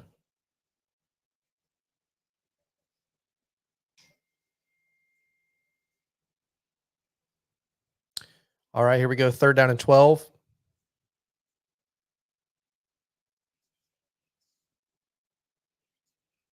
Gets the ball off. He's looking, throws deep. Intercepted! It's intercepted! There's flags coming in everywhere. Tommy Hill just runs out of bounds. What's about to happen here?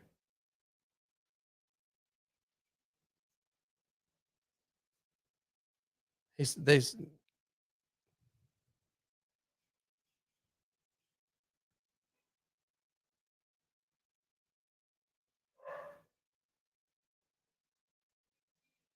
during the return holding. We still got the ball though, and one timeout. We still got the ball and one timeout.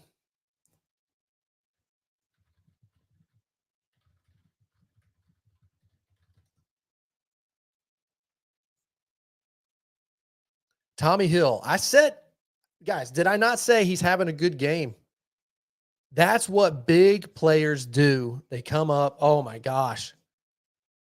Man, how big is that? How are you feeling right now? Sucks about the holding thing, but at least we know they're not marching down the field for a field goal to end it. We've got to get about 20 yards for a field goal. 1st down and 10, Chuba in the shotgun. They're showing blitz. They come off the edge. He gets picked up. Chuba scrambling. He gets out of bounds. 23 seconds left. They're going to blitz the living mess out of him right now. And I think that if you can get a blitz beater of a screen, you can get the yardage, but you're going to have to he picked up 3 yards, by the way, 2nd down and 7, 23 seconds left. We need about 20 yards.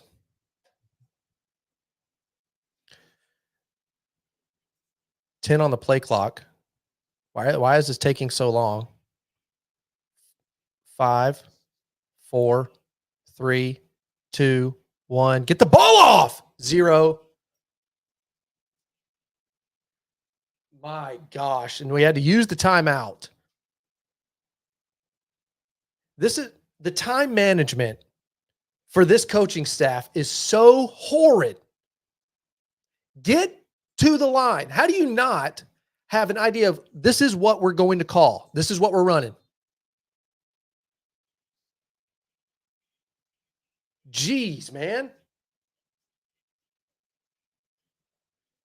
So now we can't, you're going to have to get upfield as fast as you possibly can if you can get the ball off and spike it and hope that everybody gets to the line quickly. And as slow as this team moves,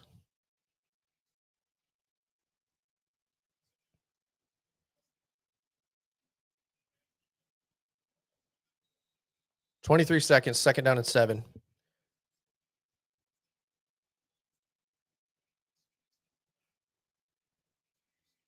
Chuba in the shotgun gets the snap. They bring a blitz. It's picked up. Chuba over the middle, and it's intercepted. It's intercepted.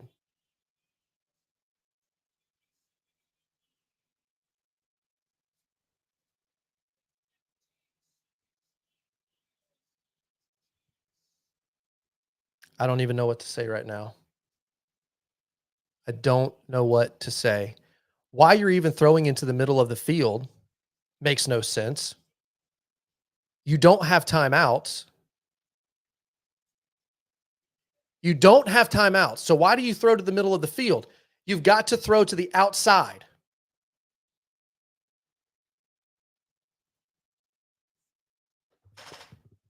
You have to throw to the outside, and here's where they have a chance to kick a field goal and win because they're within 2 yards.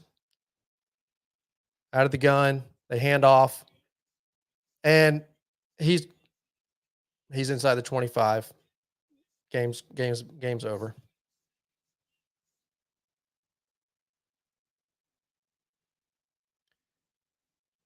I don't even know what to say.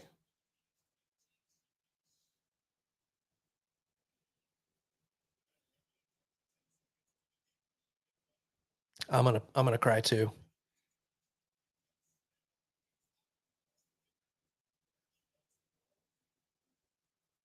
I just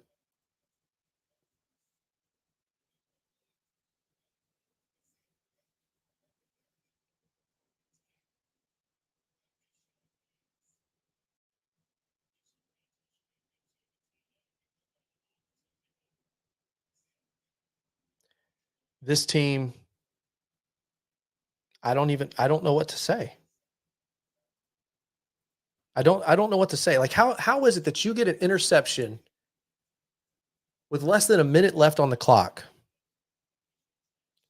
You have the chance to go downfield, and instead you're throwing the ball into the middle of the field for an interception, and then you let them go right down and make it easy. Takes a knee. They call a timeout. 4 seconds left.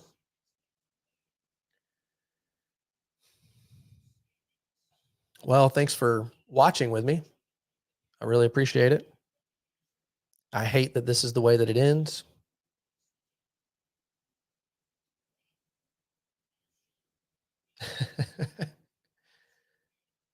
Congrats, you just gained 500 more gray hairs. Great show, by the way. Thanks so much, Lance44. Appreciate it, man. Thanks for subbing. Thanks for hanging out with me. Really appreciate it. I am stunned. Can they get a third block? It's up. It's good. Game over.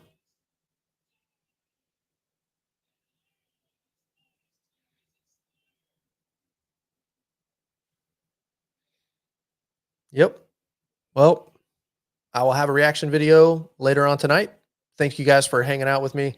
Not the way we wanted it to end. It ended exactly the way we kind of thought it would towards the end there. And I go back to Marcus Satterfield. Terrible play calling. I don't know what you're doing. Don't know what you're doing. It's just horrible. Thanks again, guys. If you want to see some more videos, subscribe to the channel. Thanks so much for hanging out with me. Really appreciate it. Have a great rest of your Thanksgiving weekend. We'll see you later.